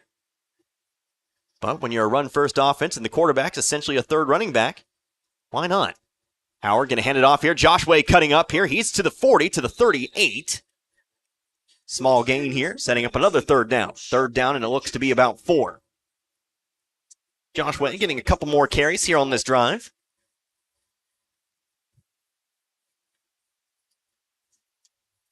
So 3rd down and 4. Kelsey Jr. back in. Tight end, you've got Charlie Getz, of course. And those guys on the offensive line. Josh Way sent in motion. Direct snap here to Kelsey Jr. running up the middle. Bounces to his right. He's across the 35 here, and it looks like that's going to be enough to move the chains. So, this is shaping up to be Waynesville's best drive here tonight. They've gotten a couple 1st downs here on this one. This time round on a 6-yard run for Michael Kelsey Jr. Waynesville much more aggressive, I would say, in cutting that football up. Much less bouncing to the outside here in this half. Haven't been rewarded with a score just yet, but they are at least getting a little bit more yardage. Here's Taoasi this time, fakes the handoff, runs up the middle here, to the 30 he goes. And it's a gain of 3. Oh, yep, gain of 3. So Aussie another 3 yards to his name here. Now 8 minutes left to go in the fourth. Again, this run-first offense, it does chew off a lot of clock. Now, both teams still have 3 timeouts. Waynesville's going to have to score again, and score again. And knock in some PATs or 2-point conversions. Can't take too much time off the clock here. Kelsey Jr. on the carry. This time has some room to bounce it to the sideline. He's to the 20. He's to the 15. He's still going here. He steps out of bounds, but not before he gets to all the way and about, let's see where they say he stepped out. They will give him all the way to the 11-yard line. Might be the biggest play of the game here for the Waynesville offense today. It's a gain of 19 on the play. They'll say 18. They'll give him the 12. Even when they put the ball on the 11, they still move it back a yard. Feel like it's become just doing it just to spite me at this point. First down and 10, though, in the red zone for the first time tonight. Here's Taoasi on the carry now. He'll try to find the right sideline. He's past the 10. He's to the 5. Here's the Tiger Roar. Touchdown, Waynesville! So Waynesville finally breaks through here today, and it's Taoasi who cuts the game back to 15 with a 12-yard touchdown run. That'll hype the crowd up as Aussie gets his touchdown run here today, keeps the streak alive. 7:32 left to go. Let's see what Waynesville does here. Might they go for 2? Might they attempt the PAT? And we know Tyrell Finn is fairly consistent, but remember your normal holder is also out of the game. That being Castro.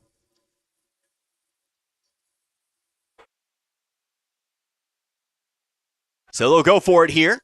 Michael Kelsey Jr. gets the snap, has to try to move forward with it. He's hit from behind. Does he fall in? Yes, he does. Leads cut to 13. So the 2-point conversion. Michael Kelsey Jr. will convert. And so with 7:32 left to go here in the fourth, Waynesville trails again by only 13, 21-8. Let's take 60 seconds. We'll come right back. You're listening to Tiger Football, Z102.3. Autumn means falling leaves and falling prices at your Napa parts store, St. Robert Auto Supply. Save up to 50% on Pennzoil Full Synthetic and Full Synthetic High Mileage Motor Oil. Plus, earn a $20 gift card when you buy 10 quarts or 2 5-quart bottles. Save $16 on a pair of Trico silicone ceramic wiper blades. Similar savings on other wiper blades from Napa and Rain-X. Save 33% on selected small engine products like Prime Line 2-cycle oil. Get the good stuff 7 days a week at your Napa parts store, St. Robert Auto Supply off Missouri Avenue. Move it, buddy. Let's go, man. The light's green, man. The gas pedal's the one on the right. Need a quick tow? On-Site Towing and Recovery provides 24-hour local towing and accident recovery services. On-Site Towing and Recovery, the only number you need to know. 573-337-4474, where you always get 5-star service. 12-yard touchdown run for Tao Aussie. Waynesville finally hits the end zone here in the fourth quarter. Now looking for the onside kick. Tyrell Finn set to kick it away. It's a good-looking kick. It's a high bounce, but Kickapoo is there to pick it up. They'll get it about the 40-yard line. It's a good-looking onside. Got the high bounce he definitely wanted, but unfortunately, Kickapoo was there to pick it up here. Jax Hill on the reception or on the recovery. And so Waynesville will need a defensive stop here to get this ball back. Trailing by 13, they convert the 2-point conversion. Your normal holder in Brian Castro out of the ball game. And so despite the fact you do have a kicker, fairly consistent one. Remember, Tyrell Finn hit all 4 of his PATs last week. Assume you had no choice but to go for 2 there, and well, got it done. Still, it would have been down by 15. Still a 2-score game if you don't pick it up there. But 2 points is better than 1 point. I think that goes without saying. We're in a timeout here for a water break. keep it right here. We'll talk our way through it. Again, reminder, next Tuesday, how about Waynesville softball? Waynesville 9-5 on the season. Playing just to our right over at the softball stadium. They will be taking on Lebanon. So, 4:30 start on that. It'll be a 4:15 pregame right here, Z102.3. Waynesville softball definitely having a good year this year. Couldn't get over Glendale, but they'll try to make it through Lebanon on Tuesday. So here we go, first down and 10. Two wide receivers right here for Kickapoo. 21-8, 7:32 remaining in the quarter in the contest. Ham takes a snap. It's a handoff here on first down. Nick Lipari, he's got some room to run. He cuts it up. He's across the 45. He will take it here to the 42-yard line. 47-yard line, excuse me. Second down and 3. Kickapoo, no real incentive to go to the air here at the moment. Not a good thing for Waynesville. They'll keep that clock moving as long as they can. They'll certainly maybe look to pass a couple times here. You can't key in too much on the run. But they're going to look to keep that clock moving here. Up 2 scores in the fourth. Another handoff here to Lipari. He's hit immediately at the handoff. Flying in there on the blitz. That was Chris Scott. Scott's hyped up, and why shouldn't he be? The big loss here. Loss of about 5. Scott hit Lipari right at the point of transference. Any quicker, and he might have been able to just take that ball away himself. So third down and 7. Ball on the 44-yard line of Kickapoo. Trips to the right. One wide receiver left. Ham takes a snap, drops back to pass. Going to look for that short screen. Has it. Has Lipari and has lots of room to run. He's to the 45, the 40, now the 35. Jukes to his right, still on his feet. He's to the 20-yard line, finally taken down from behind, but not before he gets to the 16-yard line. No, that's what I told you. They want to keep the clock moving, but if they can pass the football, or if they get an opportunity to pass, why not? Short screen that time to, well, Nick Lipari. Gets him a whole chunk of yardage. They're back in the red zone here. Touchdown, really, and I think, I won't say it shuts the door, but it makes things significantly more tough here for this Tigers team. You'll need to score very, very quickly, which, of course, Waynesville has not been able to do today. Even their touchdown drive took about 6 minutes today. 5:45 left to go in this one. 2 wide receivers right. Waynesville sending blitz here. It's a handoff to Harrell. Harrell cutting back toward his left. Gets a couple yards here. Second down and 8. Waynesville does have all 3 of their timeouts remaining. Something to note. But again, you're most likely going to need the big play. 3-4 yard gains, while effective, while they'll get you still, will continue to move the football down the field. They might not get it done this late in the game. Of course, you also got to keep Kickapoo out of the end zone. That's also ideal. So second down and 8 here. Now about 5 minutes left to go. Each play taking off about 30 seconds off the clock. Here's a handoff now. Again, it's going to be Harrell. Harrell making sure he keeps that ball secure, but nobody's there to touch him. Kind of just jogs his way to a gain of about 8. He'll be tackled around the first down marker. We'll see if they give it to him here. Preliminary indication is third down and 1. So the clock continues to move here.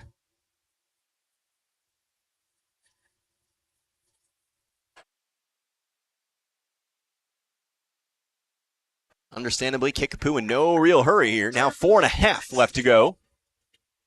Now they'll finally approach the line here. 5 on the play clock.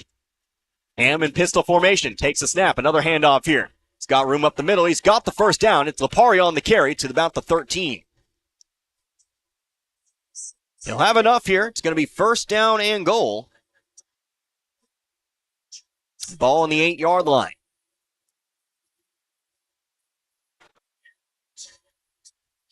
So our chain gang will get a break here, including Allen the Man Hilliard. I'll have to rip him about that next time I see him. Never heard him called that, but guess that's what he wants to nickname himself.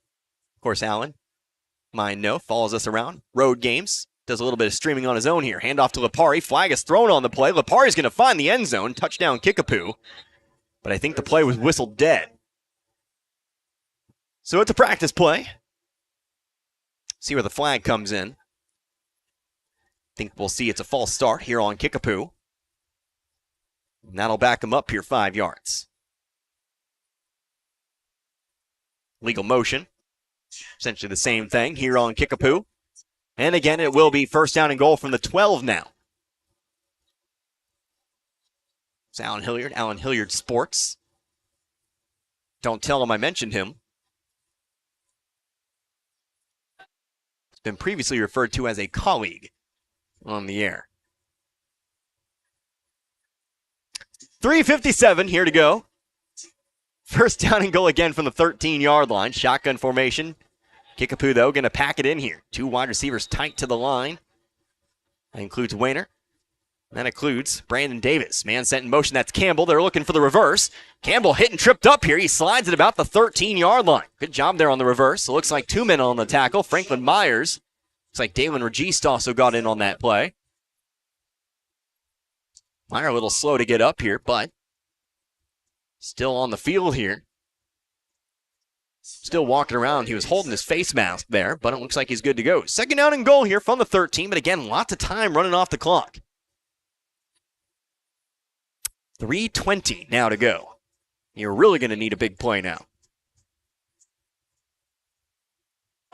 Shotgun formation, 1 wide receiver left and 1 to the right. Here's another handoff to Lipari. Lipari cuts it up midfield. He's to the 5-yard line now, across to the 4. And it's third down and goal from the 4.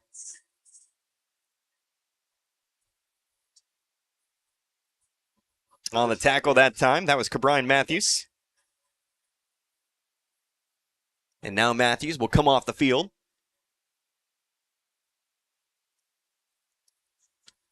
Here we go, third down. Waynesville going to need to find a way to stop 2 more plays and then hope for the big play on offense. Big moment in this ballgame. Ham takes a snap. It's a handoff. Cutting it upfield. Taken down. Where are they going to spot it? Lipari on the carry. I think he was tackled at the 1-yard line. And so Franklin Myers keeps him out.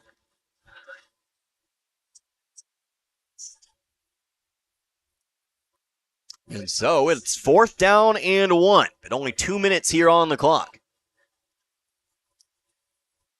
Well, a field goal here. I know Kickapoo most likely doesn't want to. Makes it a 16-point game.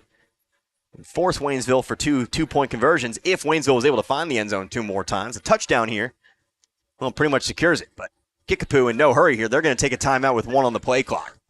Yeah, unfortunately, I think clock management is going to kind of ice this one even before the touchdown here. Waynesville just taking a little bit too much time here today to get going offensively. Their scoring drive was pretty much picture perfect. 3, 4, 5, 6 yards at a time. No big plays until the very end of the drive. Obviously, the 19-yard run from Michael Kelsey Jr. setting up what would eventually be the touchdown run. But it just came way too late. Waynesville took too long to kind of figure it out up front. The running backs took too long to kind of figure it out. And they need to cut it upfield here today. The sideline wasn't necessarily open, but again, it's ultimately another day. I think it's another week here where you kind of take a look at this team and say, you know what? There were plenty of ups, but there were just some downs. And those downs, unfortunately, outweigh the ups here tonight. But got to finish this one out here. Still could keep Kickapoo off the board here. It is 4th down and 1. You find a stuff, you find a stop, and then you go hunting for the big play. That's the perfect world for Waynesville. See if they can get it done. So 1:47 here on the clock after the Kickapoo timeout. They've got 2 remaining.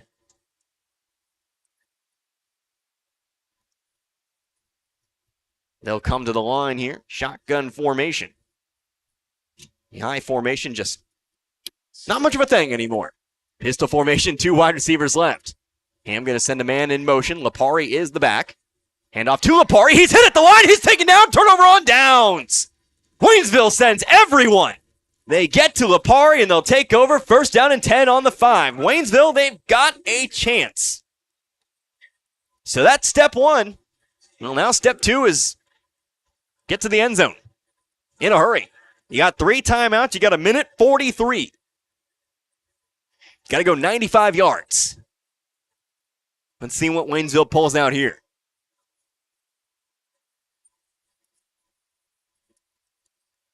They are backed up here. This will be the farthest back they've begun a drive here today. And this defense has been spectacular on the goal line today. They're going to pack it in. Wing back to the right. Kelsey Jr. and Aussie in the backfield. Snap comes to Aussie on first down, moving toward his right, trying to get behind his big lineman. He's got himself to the 10-yard line, but he's taken down at the 12. It's a gain of 7 here. Tick, tick, tick goes the clock. Following his man, Ian Shepard, on the play.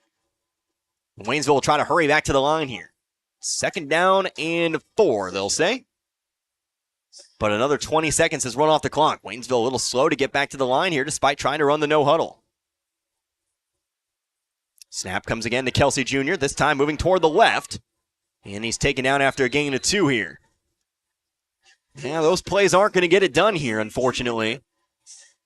Waynesville not taking their timeouts.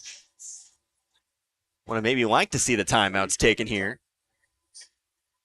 Maybe go to the air or just try anything here. It feels like you're laying down a little bit. They'll get back to the line quickly, though. Here's Aussie now. A minute to play now into the secondary. He gets past the 20 to the 21.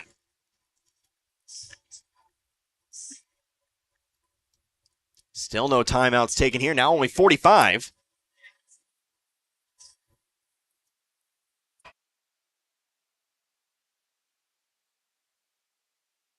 Kelsey Jr. now on the carry here. Gets around a couple of would-be tacklers behind the line of scrimmage, but only finds 3. Now only 30 seconds. So Waynesville just not going to take the timeouts tonight. They'll accept defeat here in this one. And they will fall here to Kickapoo tonight, 21-8. Your final score here. Perhaps the final play of the game here coming up. 2nd down and 6. Aussie on the carry. He's hit behind the line. Back to the original line of scrimmage here, and it'll be 3rd down and 10. Again, that'll be the final play here in this one. So Waynesville will fall to 1-3 on the campaign. A nice 4th down stop to end the night, but unfortunately just not the offensive production you needed through the first 3.5 quarters in the game. So, final score in this one, Kickapoo 21, Waynesville 8. Take ourselves a couple minutes. We'll come right back, and we'll go over your scoring summary here today. We'll set you up for next week, and then we'll close out the broadcast here tonight. But again, your final score, Kickapoo 21, Waynesville 8. You're listening to Tiger Football, Z102.3. You have the right to choose when you're in an accident and your insurance company directs you to a particular body shop. This message is brought to you by Ed Wilson Auto Works. Put your trust in one of Pulaski County's longest-standing independent repair professionals. That's Ed Wilson Auto Works in downtown Waynesville. We care for them. Hey, Mr. Gibson. Good morning. Hey there, honey. Take wonderful care of them. All right, here's your morning meds and your coffee, just how you like it. 1 cream, 2 sugars. And we'll go to the ends of the earth to protect them. You can count on that. Life Care Center of Waynesville believe in treating patients and residents as family members, focusing on inpatient and outpatient rehabilitation with 24-hour skilled nursing care. We are proud to also offer a secured Alzheimer's and dementia care unit, 700 Birch Lane in the heart of Waynesville.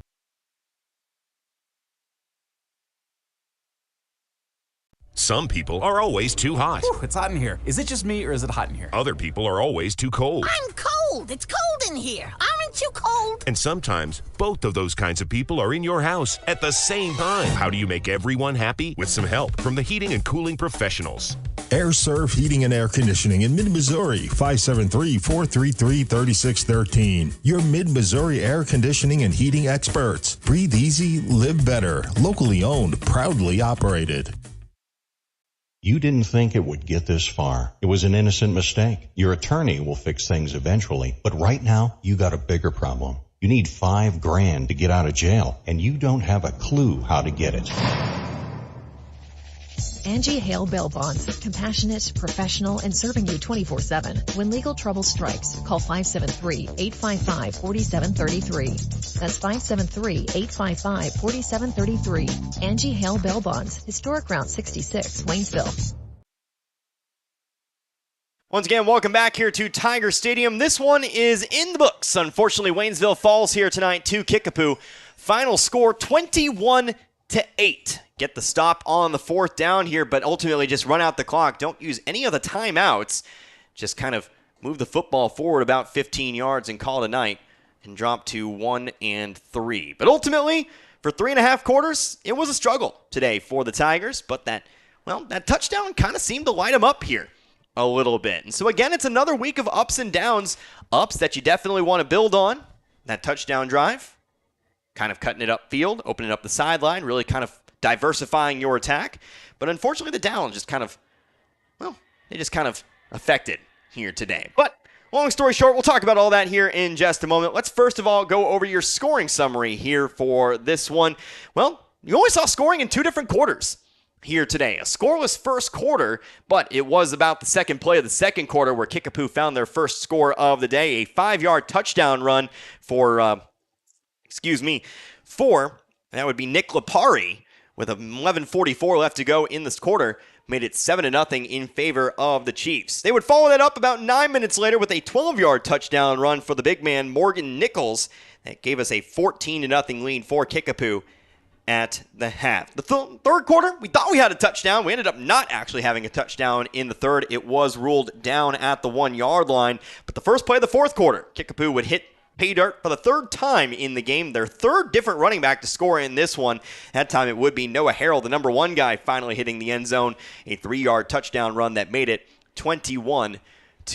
And again, after 3.5 quarters of kind of a struggle, the Waynesville offense really kind of found their stride a little bit. Gains of 4, 5, and 6 yards. Definitely you like to see it.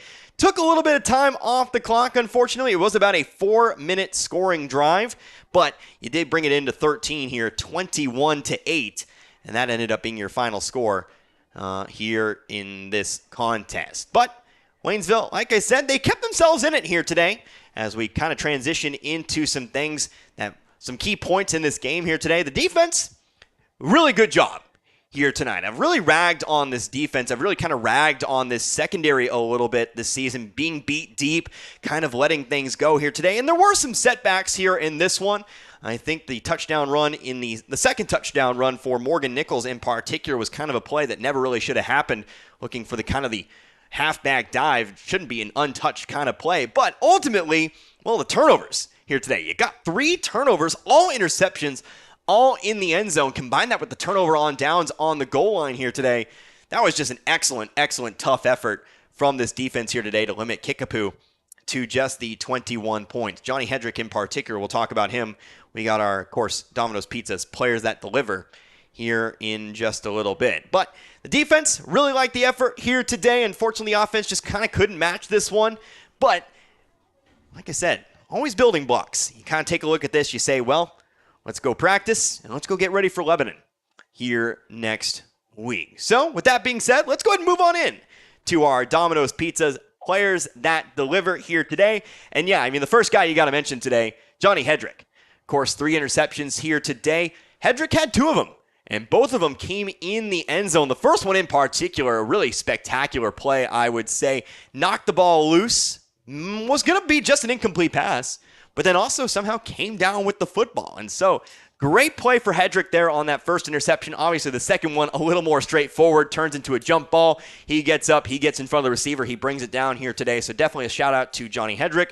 And my second player here today, you got to give it to the other guy who found an interception here in this one. Amon Fowler. He was also tasked in one-on-one coverage, and he also found a way to get in front of the receiver. And so talking about in the pregame how much I didn't want the team to get beat deep here today, you can really say they didn't.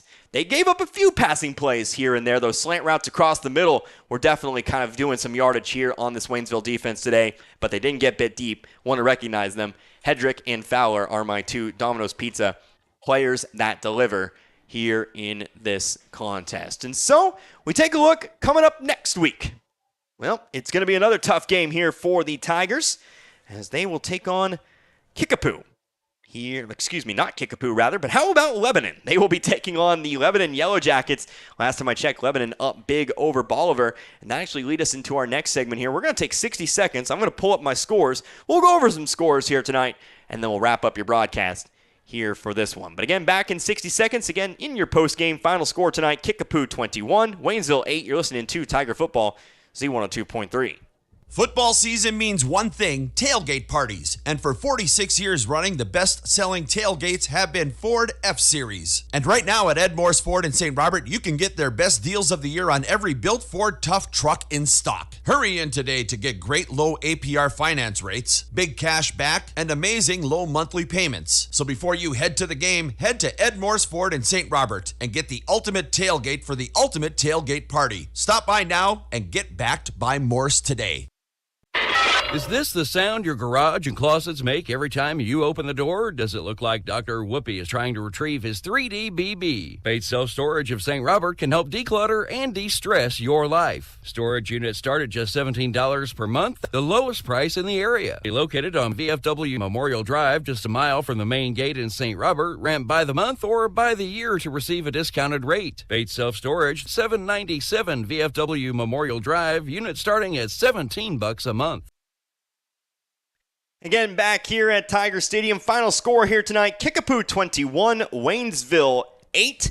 Waynesville falls to 1-3 on the season. Kickapoo improves to 3-1.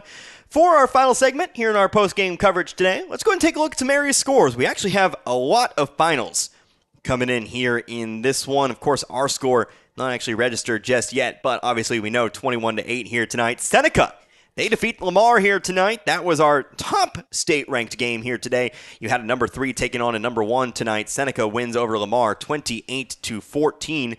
Marionville defeats Springfield Central today 35-6. Nixa all over Branson 41-3. Webb City defeats Joplin 38-21 here today. Again, that was state-ranked versus state-ranked. So I do believe, as of next week, it'll actually be Nixa, the 1 seed in this district. Remember, 5-team district. So seeded 5th means you're probably taking on number 2.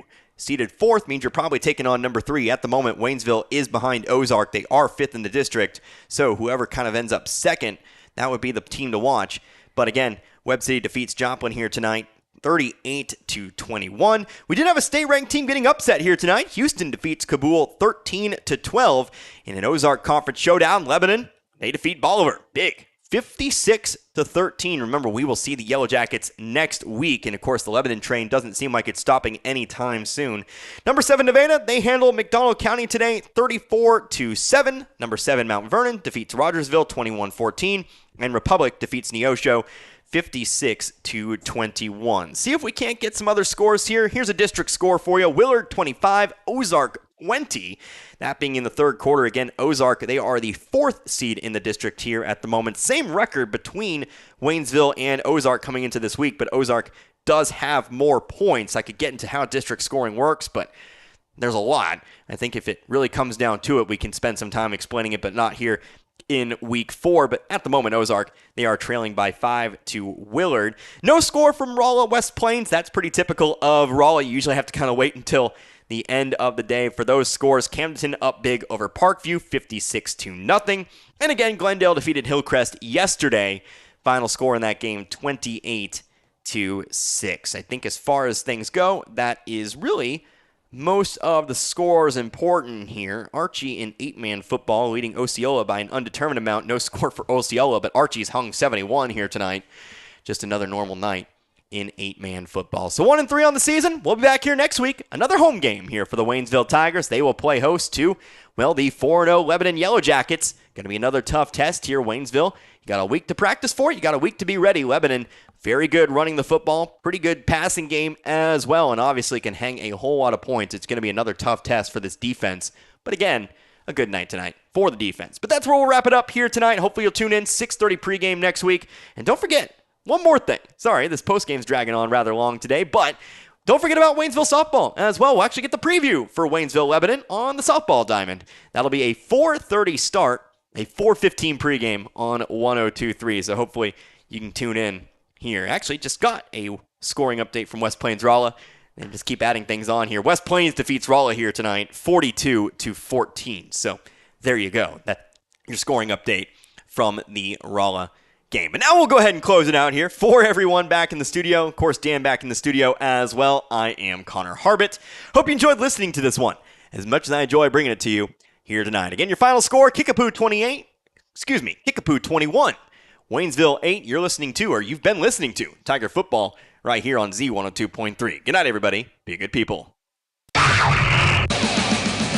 You've been listening to Waynesville Tiger Football on 102.3 FM. Our game has been brought to you by Life Care Center, Post-Spawn, Action Automotive, Air Serve Heating and Air, Baymont Inn, Bates Self-Storage, Ed Wilson Auto Works, A to Z Exterminating, A-Plus Tire and Lube, On-Site Towing and Recovery, Farmers Insurance Agent Linda Tanner, Suggy's Fashion and Beauty Supply, the Marys County Bank, Seeger Toyota, the Bank of Crocker, Memorial Chapels of Waynesville, St. Robert, Ed Morris Ford, Shelter Insurance Agents Dave Holland and John Gregory, Paul's Furniture, St. Robert Auto Supply, and Domino's Pizza of St. Robert.